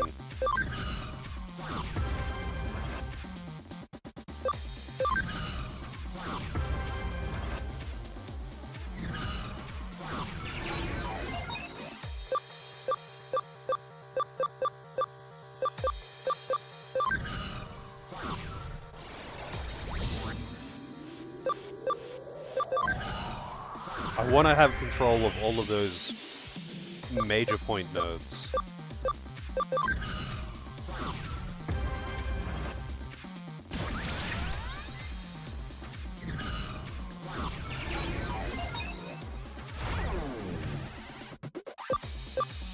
Did he just get, like, debuffed or something?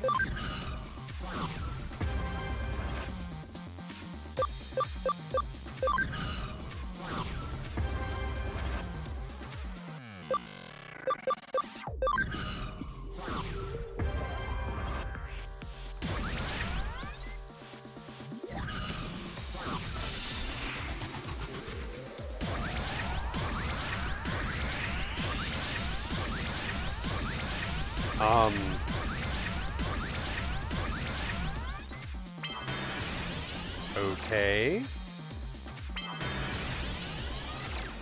What was that?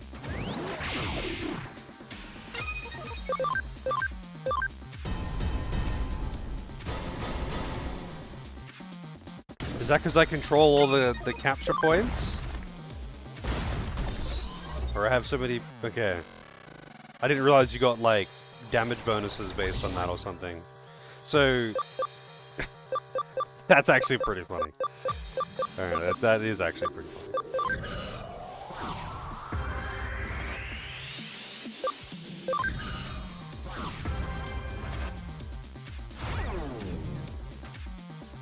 Looks like they get debuffed as well. How do they have 5 points?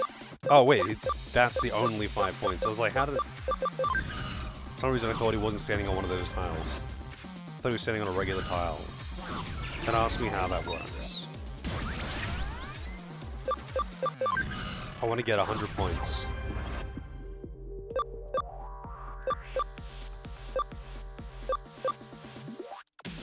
Well, this will get me 100 points, I guess.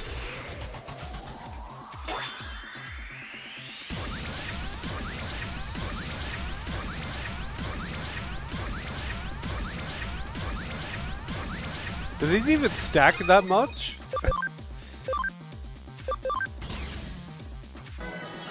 And it's attack up as well. It's not int up. It's not damage up. It's attack up. So this is probably going to hit really fucking hard, I guess. Yeah, that's like double its normal base damage.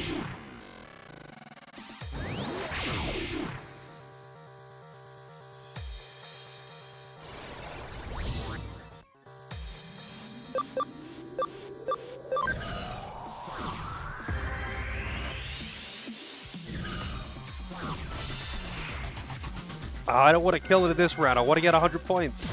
If I kill it here, then I want to get 100 points.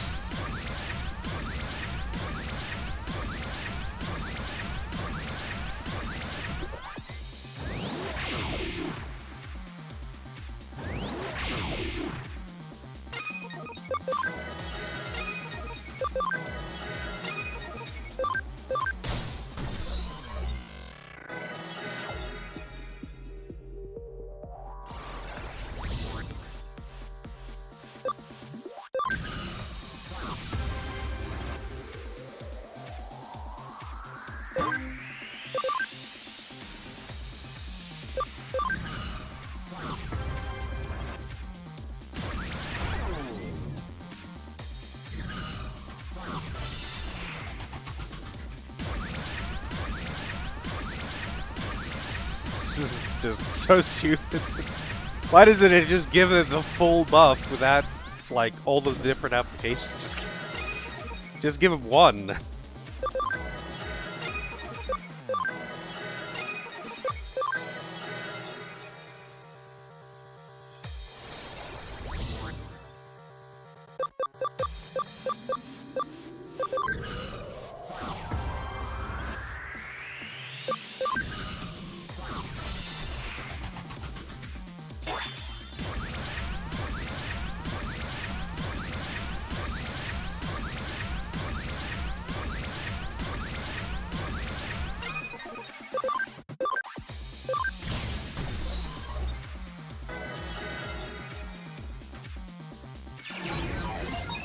108 points.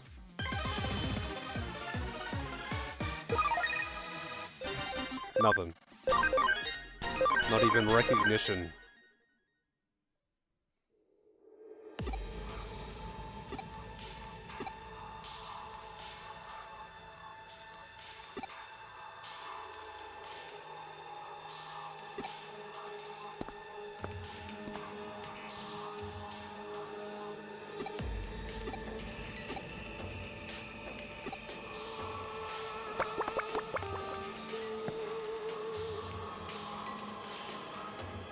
Dude, what?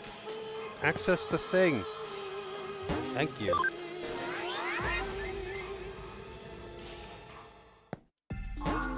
Oh, I thought I did need to recover. I guess they all leveled up. I thought only some of them did, and some of them would still have shit all SP. No, it tells you that there's a point of no return. Thanks.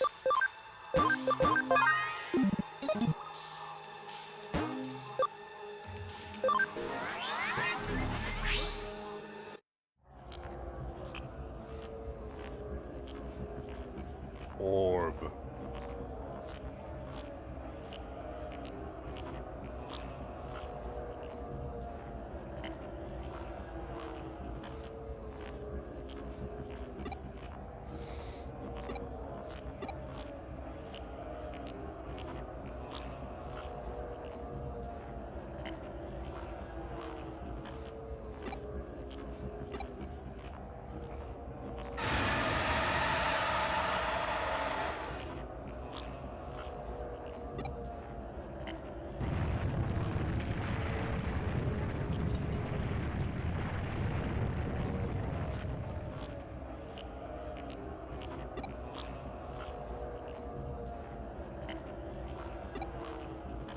That's the concern. Her memories will be gone, not that the world will be obliterated.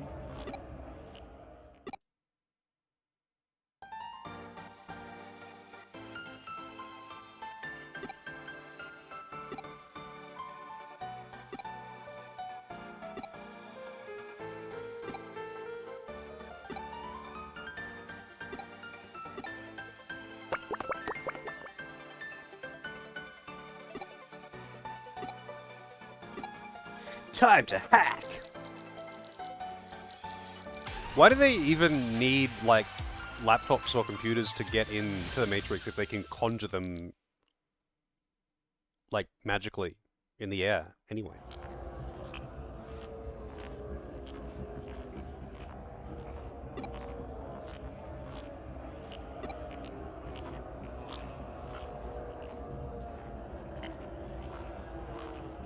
How's it going, Santo? Yep.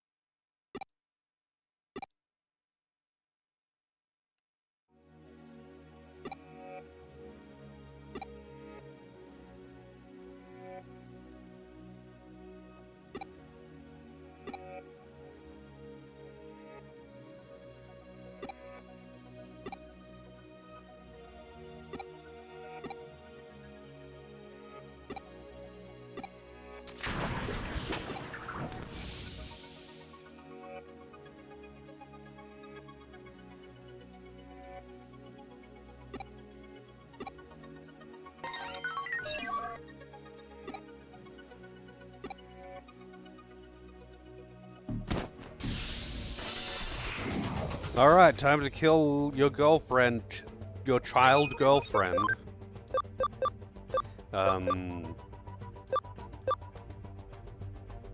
Whatever works, I guess.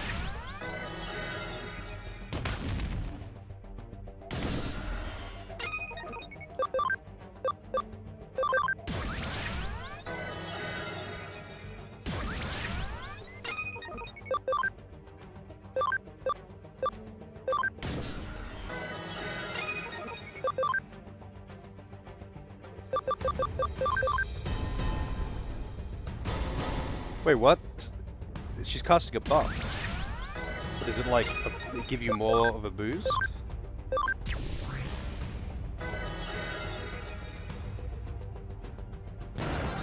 Oh, fuck you. That's pretty annoying.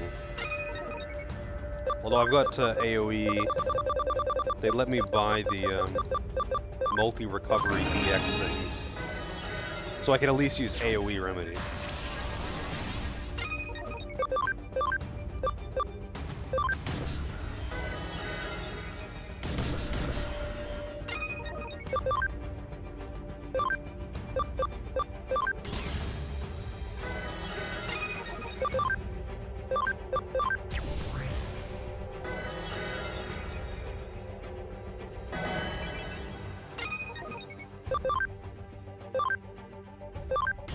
Mandate.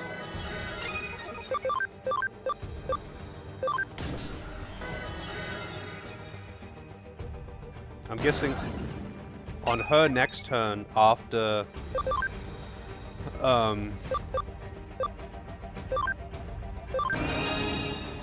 things die, she'll just revive them, I guess.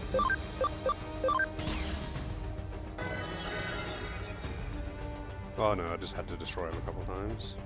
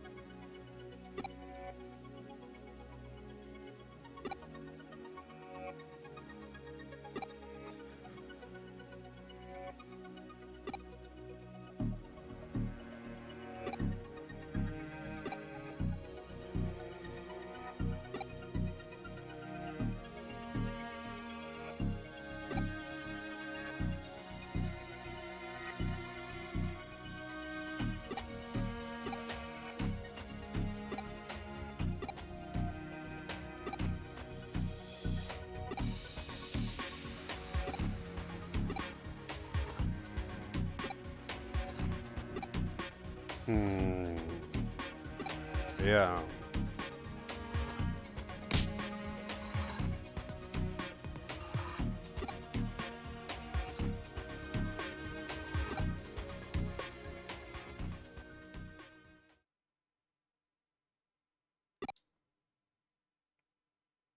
Wow, she got persuaded.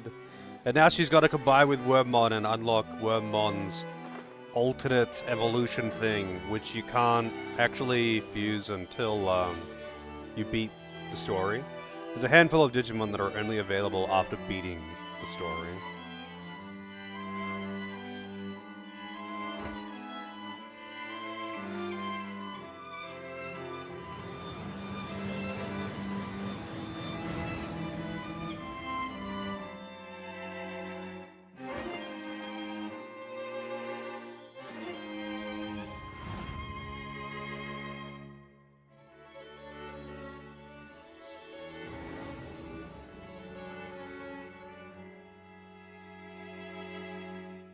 Dies.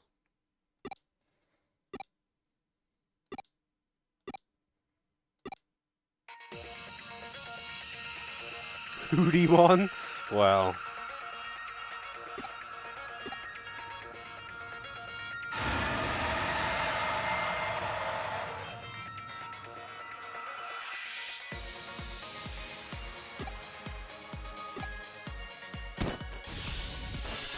Okay.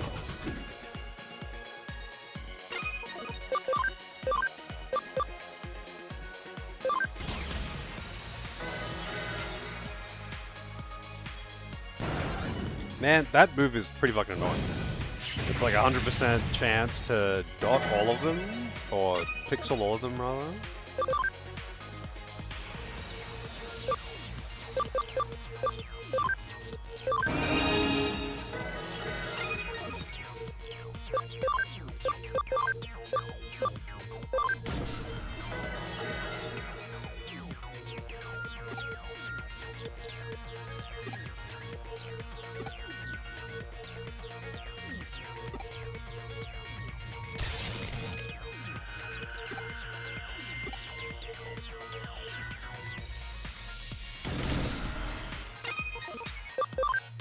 Give them a ribbon?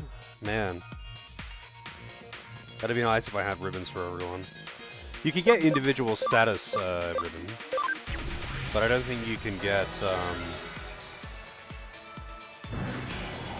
I'd like a immutable status thing.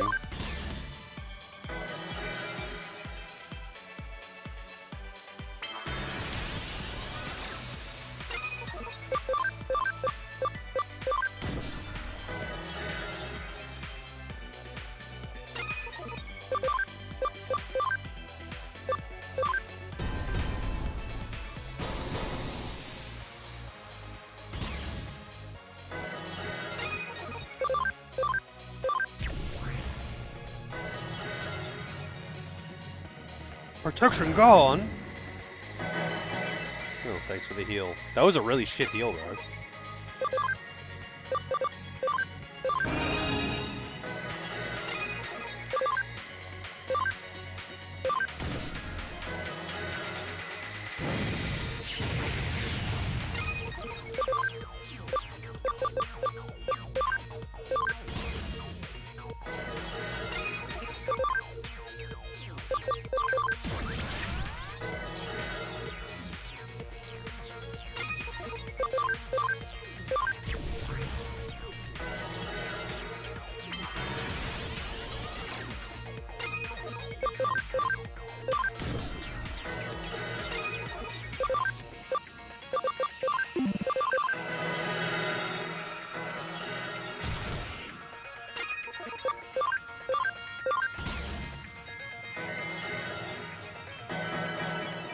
Well, mandate. Going on a date with a man.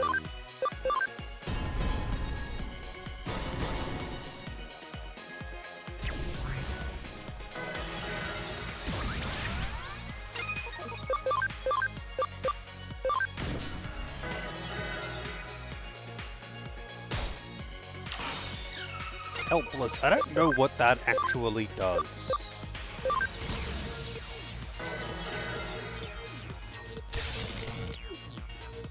Oh, that thing must have like 1 HP.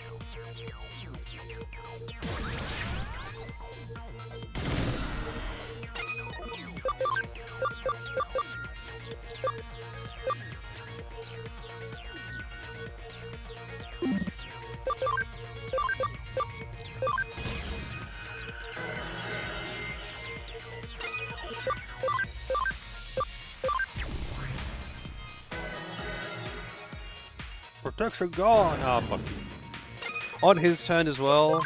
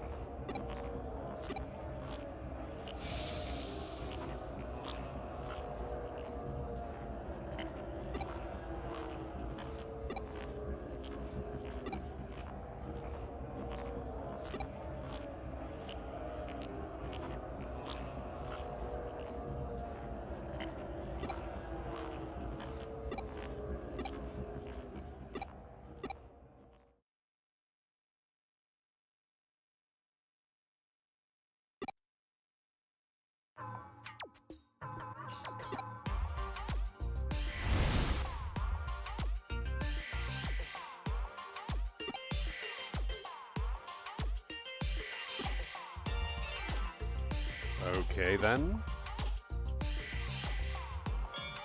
Yeah, I don't know.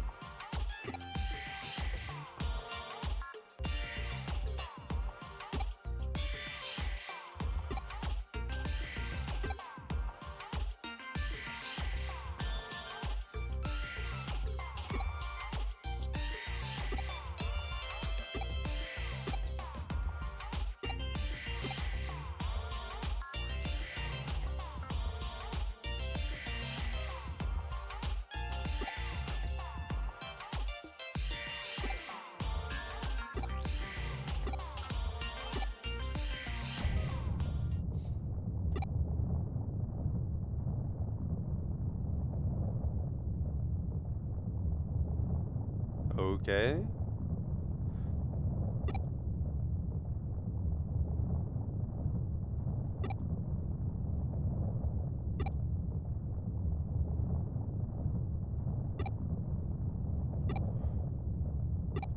Oh, we gotta destroy the Eda memories of the Erica leak in Eden and animes.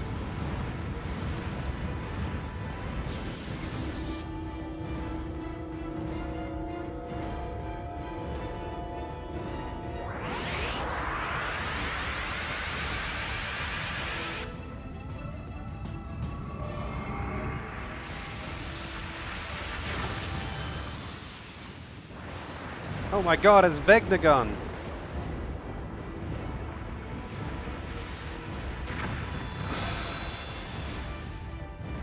Dude, I'm gonna need some coke for this.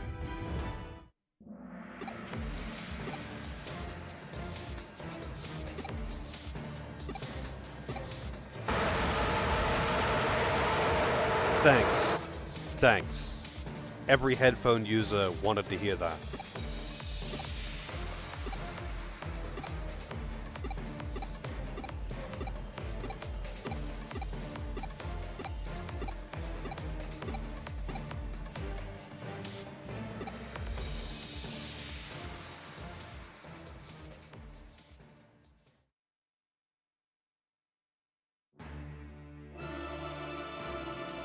Does this music though?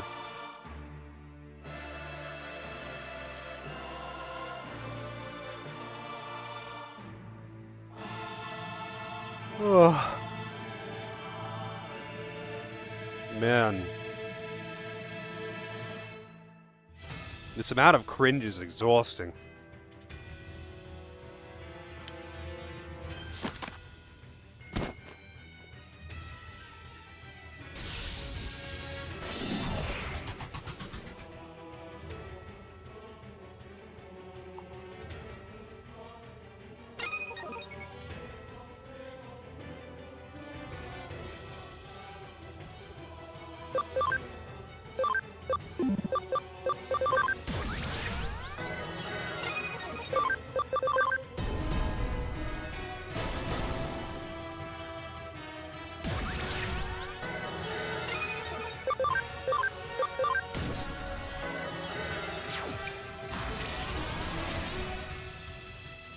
World nostalgic.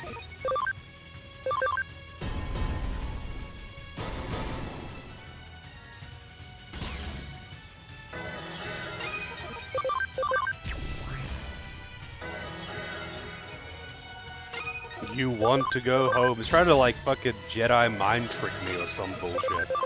Anyway, phase 2.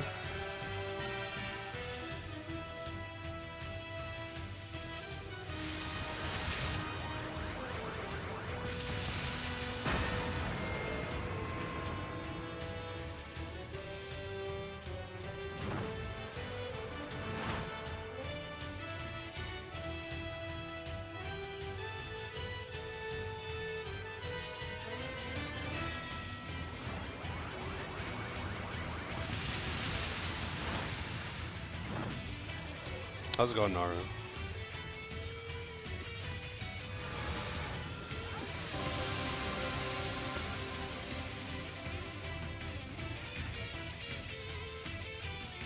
Yeah, I'm doing alright. I'm slowly dying of cringe, but I'm otherwise fine.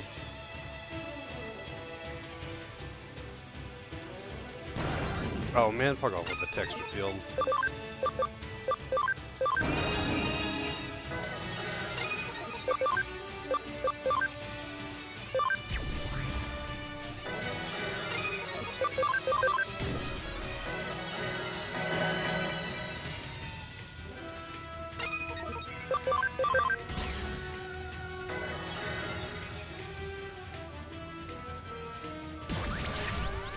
Why is it even counting down if it's getting multiple turns in a row anyway? Just fucking do it. Mega Flammy.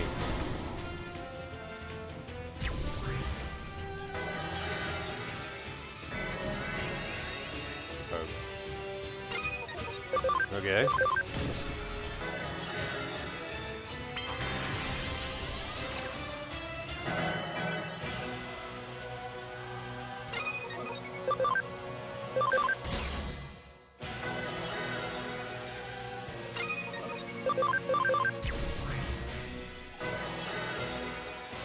Countdown halted.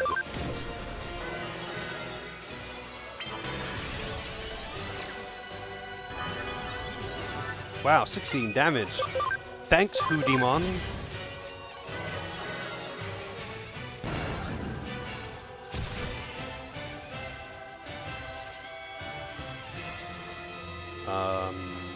Oh, my guest is rotating out.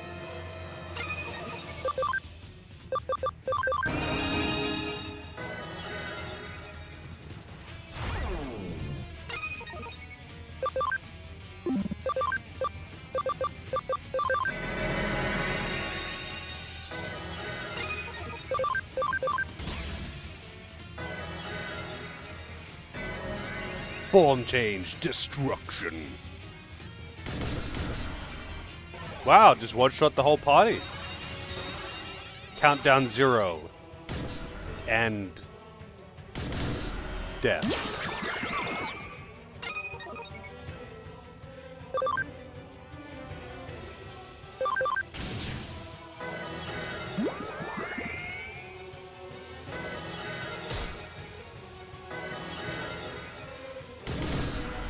Why is it doing no fucking damage to these guys now? Just all status?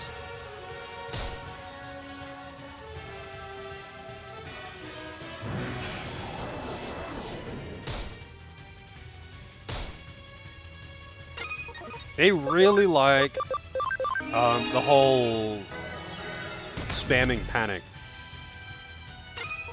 thing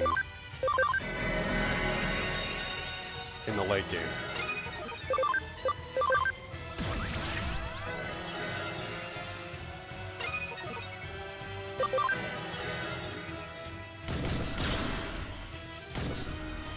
Man, you basically just have to guard for that, or you are fucked.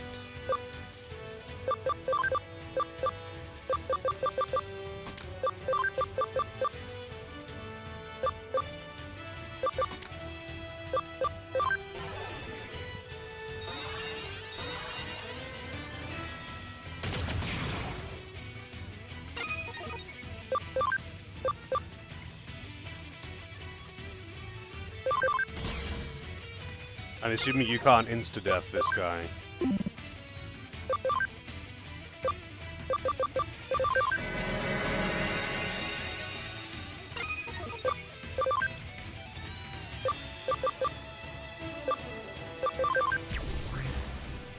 Man, Armageddon actually kind of sucks. No, he's statistically amazing. He just doesn't have defense-penetrating attacks, so that automatically makes him bad for the story. What am I supposed to do about that?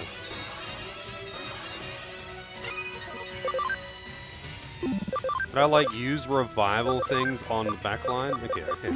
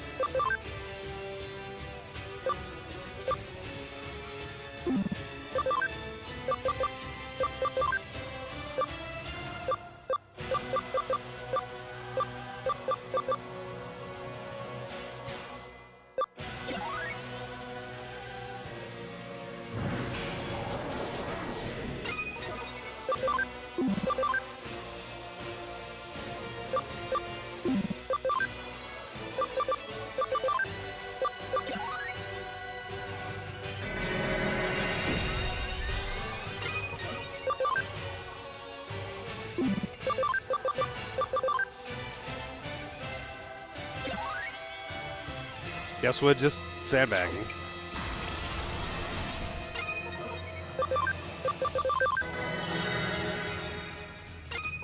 It'll be slow, but eventually... it'll die. Surely.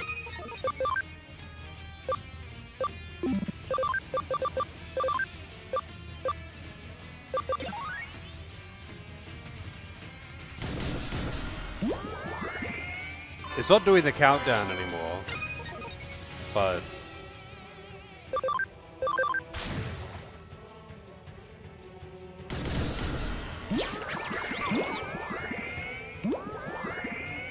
Yeah, it's just weird that it has the ability to just... There's the countdown.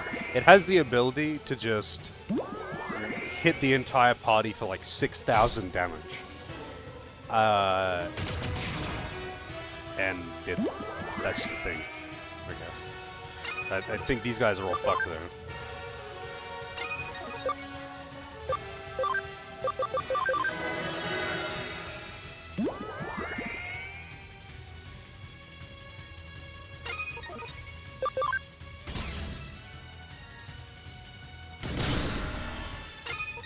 Hit so hard it makes the game lag.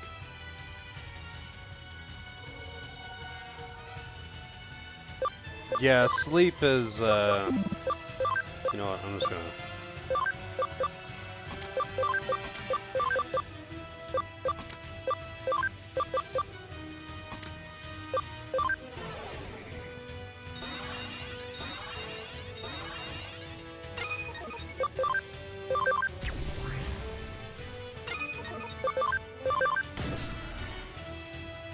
Countdown halted.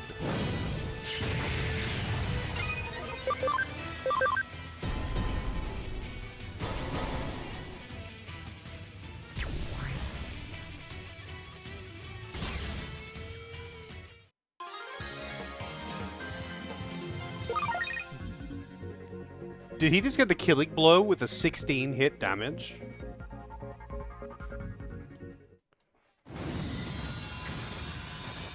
A 16 damage hit even? Or 16 hit damage? 16 damage hit. And that's what gets a killing blow for all that. I'm just glad I didn't have to redo the fights, because if I did, I would have had to redo all of the fights. So both of the fights against Erica, and then that fight again.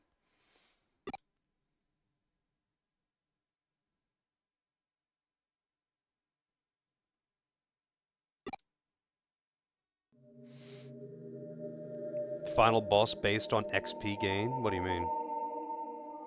Like, that is... It has to be the final boss. What the fuck else is there going to be?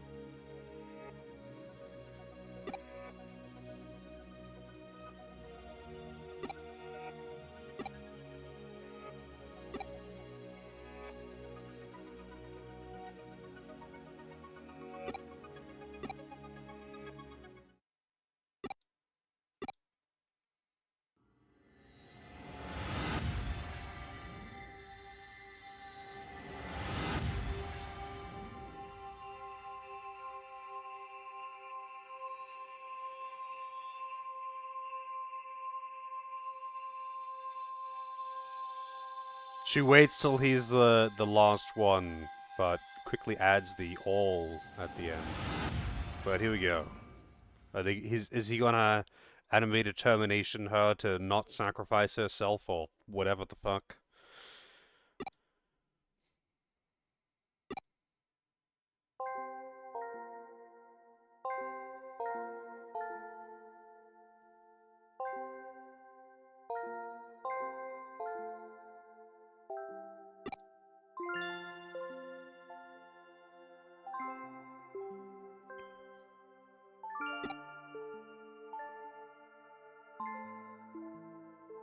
It's actually happening.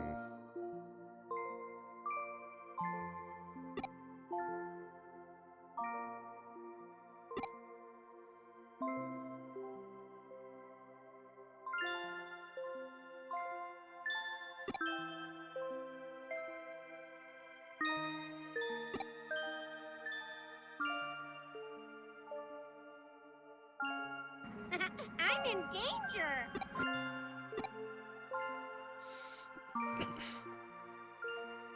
The thing that I predicted as soon as Wormmon appeared. How's it going, Blackthorn? It was an IRL stream today, and apparently you were playing something else after, but we finally saw the man himself. Welcome in, Raiders. Hope everyone's doing well. We have just beaten this game, so this is the pinnacle anime cringe ending, where your waifu gets turned into a butterfly Digimon. Because she merged with a tentacle monster and then got rescued by a worm and then combined with the worm and turned into a butterfly who was both of them. And then we killed all of the tentacle monsters when they combined to form a giant tentacle brain. And now we're between dimensions because of something that happened in the other game.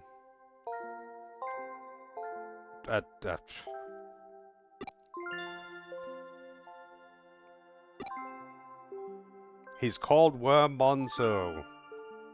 He's a worm.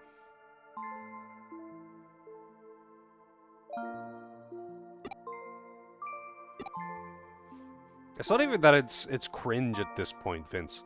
Like, this is some of the worst writing I have seen in my life. Nothing makes sense. There is no consistency. They're not even fucking trying. Nothing in this story makes sense. They are not even trying. But it's not like some kind of fucking meta joke or something where they're self-aware of the stupidity. It's just... This is what you get when you just lock a writer in a closet for a week with a garbage bag full of cocaine and just say, write a script.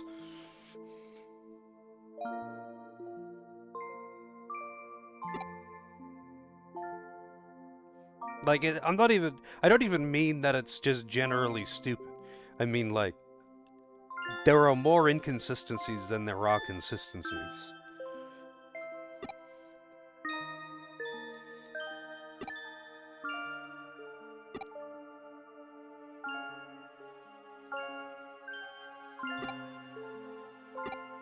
Like, the game is fun, gameplay-wise. But man, the story is like, they did not care. They just didn't care. This is like, I feel like if you care this little about the story, you should take the Pokemon approach, like from the earlier games, where there's basically no story. It's just an excuse to walk around and battle the gym leaders and beat the Pokemon League.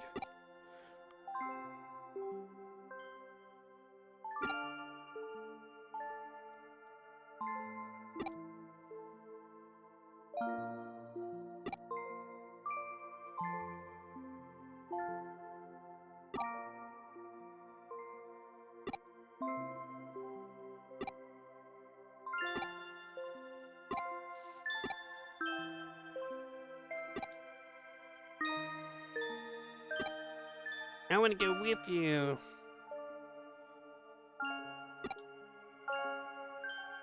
I really don't get why they don't just give him dialogue, because he does occasionally have internal dialogue, and he has predetermined responses.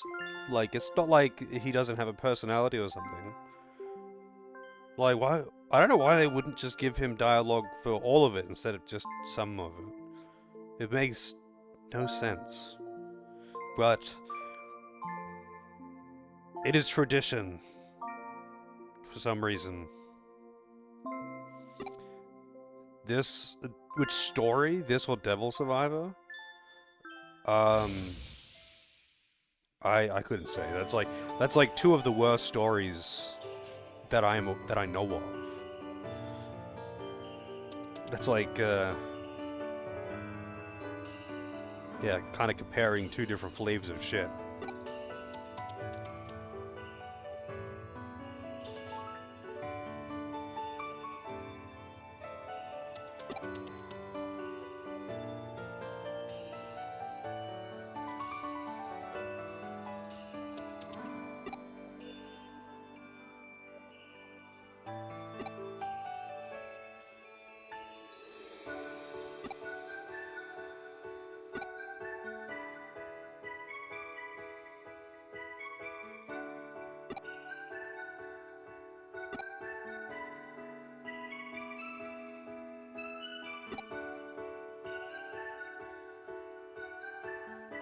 Yeah.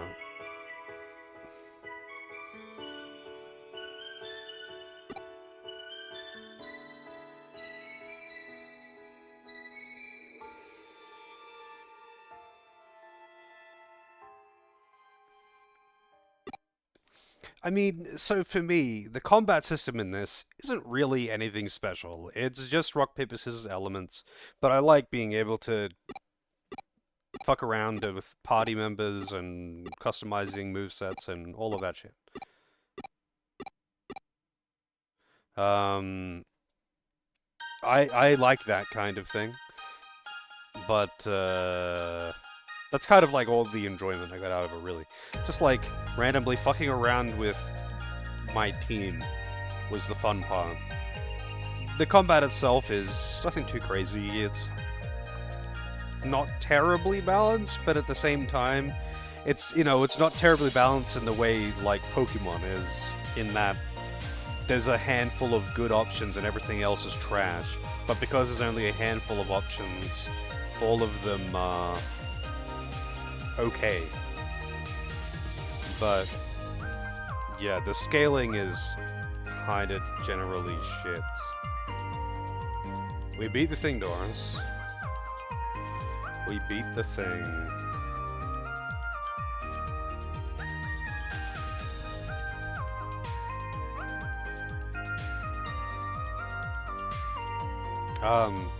Yeah, I don't know. Like, the combat system is alright. It's relatively unremarkable. Not bad, just like, it's a rock, paper, scissors, turn-based RPG. I like party customization, though, so I'm in. Yeah. In the case of Devil Survivor, it's like, the combat system could have been good. Could have been good. But there were so many other factors that made it bad. And like the grindiness and the general nature of how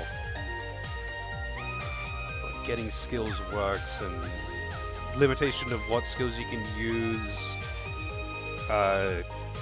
Just in general, there was a lot of problems with that. That kind of just also weakened the combat system, which was unfortunate.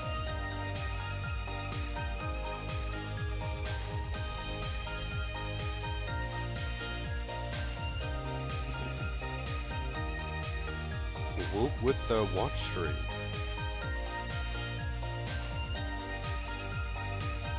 So can I skip the credits? Nope. You can't skip credits just like you can't skip cutscenes. Been playing Hades 2. How are you liking it? How do you like it compared to Hades 1?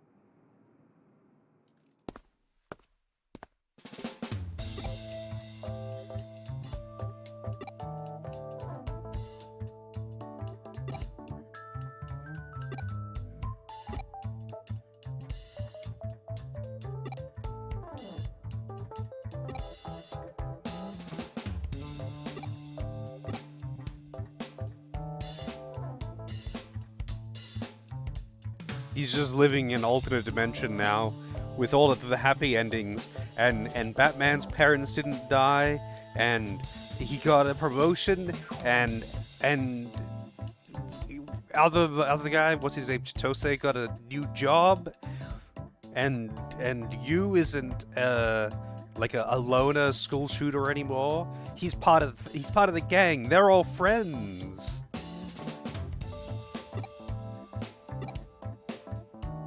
They're already friends in this universe. Wow. That's the moral of the story. Fuck anything bad that's happened and any negative repercussions or whatever you're doing.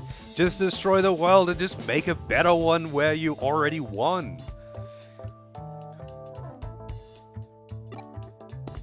You just wanted everything. And yeah, and in this universe, they're actually dating. They're not just pretend dating.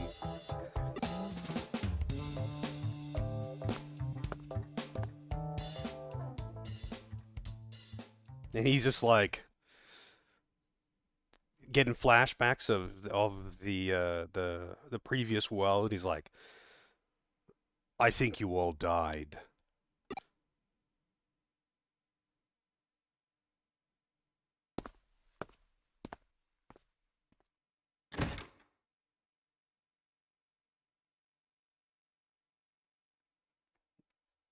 Oh, okay. Sounds good, Doris. I haven't watched. I've seen like a very small amount of it. Oh, he's crying. His waifu isn't in this universe. Maybe in this universe, she died instead of getting the car crash brain disease.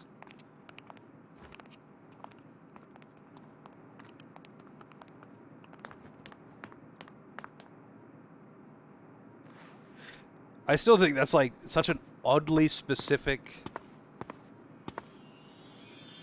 Oh, the butterfly! She's here in spirit! I still think that's like the strangest thing that they're really specific on is that she almost died in a car crash, and her parents died in the car crash, and she got a brain disease from the car crash that turned her brain into a supercomputer with heating issues.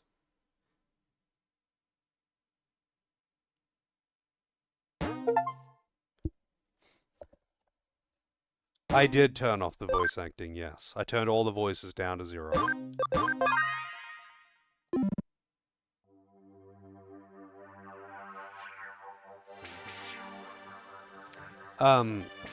Yeah, that's, like, they could have come up with so many easy and even also stupid, but whatever, like, there's so many easy solutions to get what they wanted to achieve with her without it being that fucking stupid, like car crash brain disease that turns your brain into a supercomputer. They could have been like, she, after, you know, during the accident, it was horrific.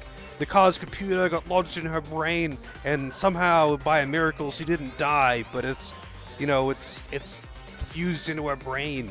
We can only keep her alive by hooking her up to a computer. That's stupid, but it's like, it's stupid enough to kind of make sense, because it's not trying to, I don't know, make it biological with the fucking disease? Like, they could have, I don't know, they could have $1 Million Man her their way into making her work somehow without that. That's probably the strangest thing that they're really specific on. It's a disease that she got from a car crash.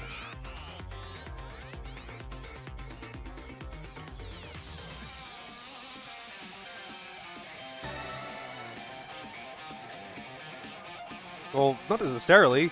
She's already always hooked up to a computer. She's just carrying it around, and like routinely has to hook up to the main thing, right? So it's like, yeah, That's an easy one to work around because she already has that limitation. Like, I'm not saying that it's weird that they turned her brain into a computer or whatever. That's that's not necessarily the weird part. That's something I would expect. A human whose brain has a computer in it that can hook up to the internet is something you would expect to see in Digimon. I just mean the way that they achieved that point with her was weird.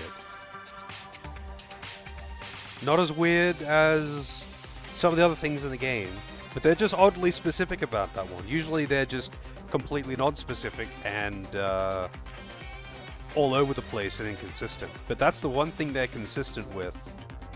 That's actually probably the only thing that's actually consistent in this story, is that she got a brain disease from a car crash. Because they're all over the place with everything else. I think this game would benefit from not taking itself seriously, but because it's aimed at the edgy preteens, it has to take itself seriously, or they won't like it. And it's too whatever for the normies. That's maybe if the main villains that I was fighting were the what were they called? The dirt lovers or whatever. Yeah, I reckon if we fought more of them, like we dealt with them more than once,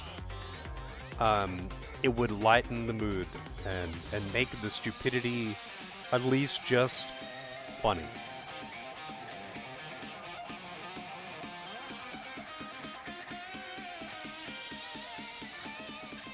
That was weird. It's still super weird that they have a hacker group that's dedicated to filth and a filthy lifestyle, and that they have a term for people who don't like playing with their own shit.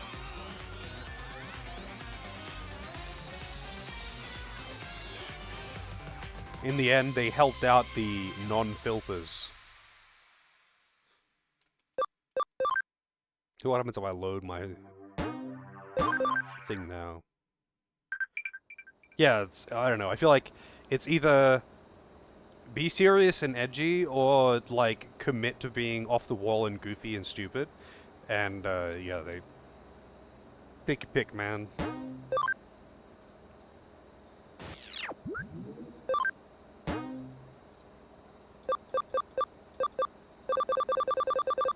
So many. Invitation to the Abyss. Alright, I gotta see what this is.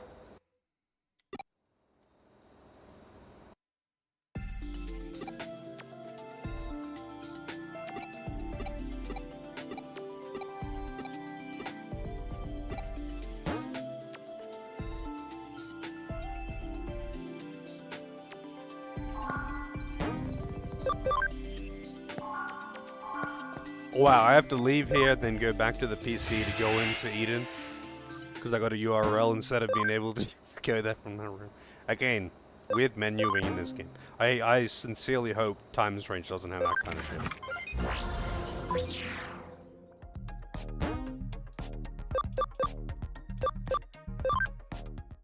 The waves of evil!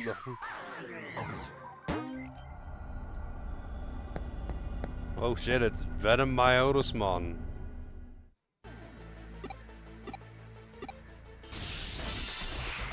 Who's even in my party right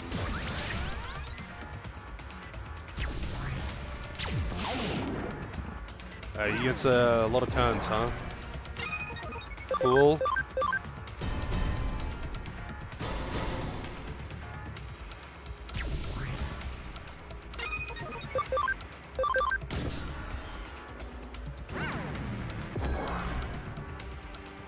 He just gets a few turns. Just a few turns. My characters have all got quite a lot of speed, by the way.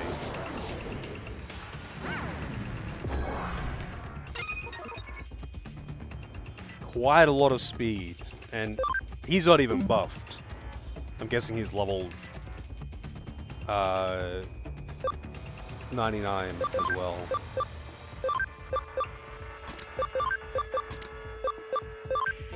But you know, hard mode in this game is actually kind of just stupid.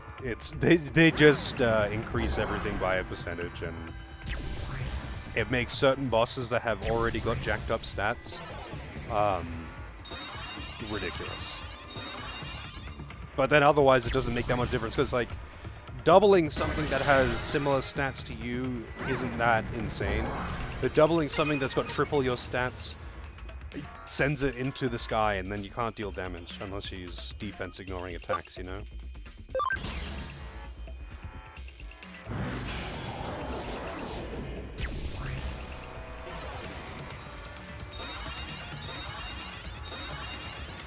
Does the farm still exist in the exact same function and form in Time Stranger? Like, is it the only way to get bonus stats from the ability stats?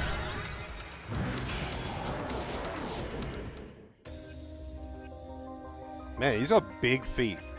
He really does have big feet.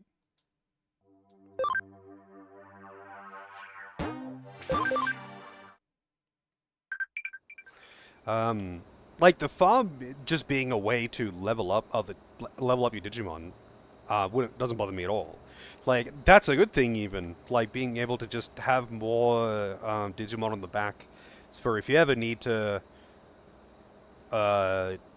use them for any reason, they've at least got some experience. The only thing that bothers me about it really is that it's normally the only way to get bonus stats. And that's like a very large portion of your Digimon stats in this. And that's until you get to post-game, basically, until you get to chapter 18 or endgame, you can't buy the things that let you get those stats. You just have to use the training. And the training is pretty stupid. Like, you need to put them in particular groups if you want to maximize this stat, otherwise they're going to get a bunch of other stats that are shit, and the only way to get rid of those is by removing them with stat reduction items. Like, it's convoluted. It's convoluted and pretty dumb. These, like, when you're training, you're not just going to only maximize the stats that you actually want to put them into. It's going to give you a bunch of random bullshit too. Unless you organize your teams in the farms properly with the right leader with the right personality type. Otherwise, they're going to just get all kinds of random shit. And if you want to have, you know, pure int boosted or pure speed boosted or something, you have to just keep feeding them these until, you know, you can max out the one you want.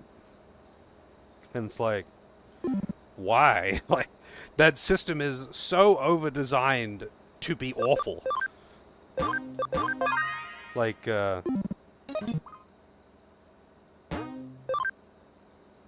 I don't know. Just seems weird. Just seems weird. I feel like I kinda can't be arsed with post-game in this game. Or at least on hard. I think like I've kind of like, this is it for PvE, this is it. Like the stuff that I've got is pretty much just what it's gonna be. Use defense penetrating attacks and try to stay alive.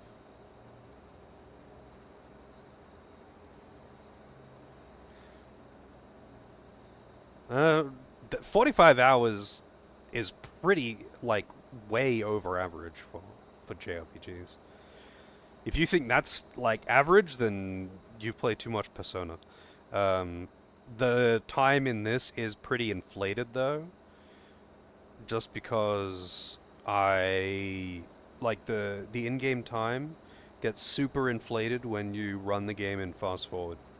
So, well, rather at increased speed. Hang on. Like when I'm doing this and running the game at super speed or whatever, the timer goes nuts. So it's always. Also, look at that shit go! Funnily enough, The reason why I don't move faster, even though the game is running super fast and the NPCs are the same, is because that has nothing to do with the game speed. That's just a separate value for some reason. And like, even if you modify your movement speed and then use accelerate, accelerate won't even do anything. It's not like a multiplier or something. It just sets, all that does is set your movement to a different value. It doesn't multiply your current speed or something. It just sets your movement speed to another fixed value, so nothing else will affect it at all. And the animations are tied to the game speed, which is kind of funny. And that's why we, there's a couple of games that I played that were like that, where the animations were tied to the game speed, but not the movement. So moving around at the increased speed was just running really fast on the spot. Which game was that? It was something that I played semi-recently, and it was fucking hilarious every time, because they would move at normal speed, but the animation would be mega sped up, so they're like sliding around at normal pace. Oh, butt crack.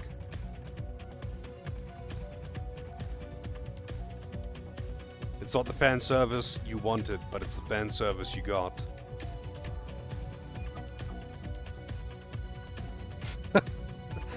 I'm actually a little... I've never noticed. I haven't had him out on the field before. I didn't notice he has like a fully sculpted butt. Like, look at that. He's got full ass cheeks and everything. It goes right in there.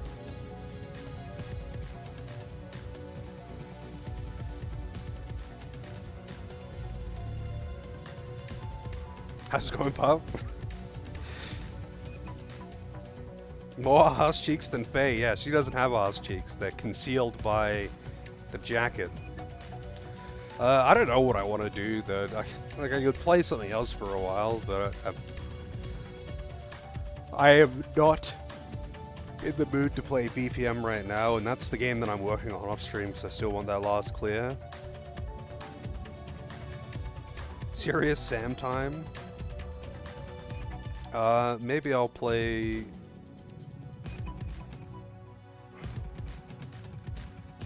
I don't know, I'll play some Element TD, why not? The next game, I think it's Fox's request next. Deepening Fire, I think. Am I getting the queue wrong? Let me check. Yeah, next is Deepening Fire. I'm not going to start a new game right now, though.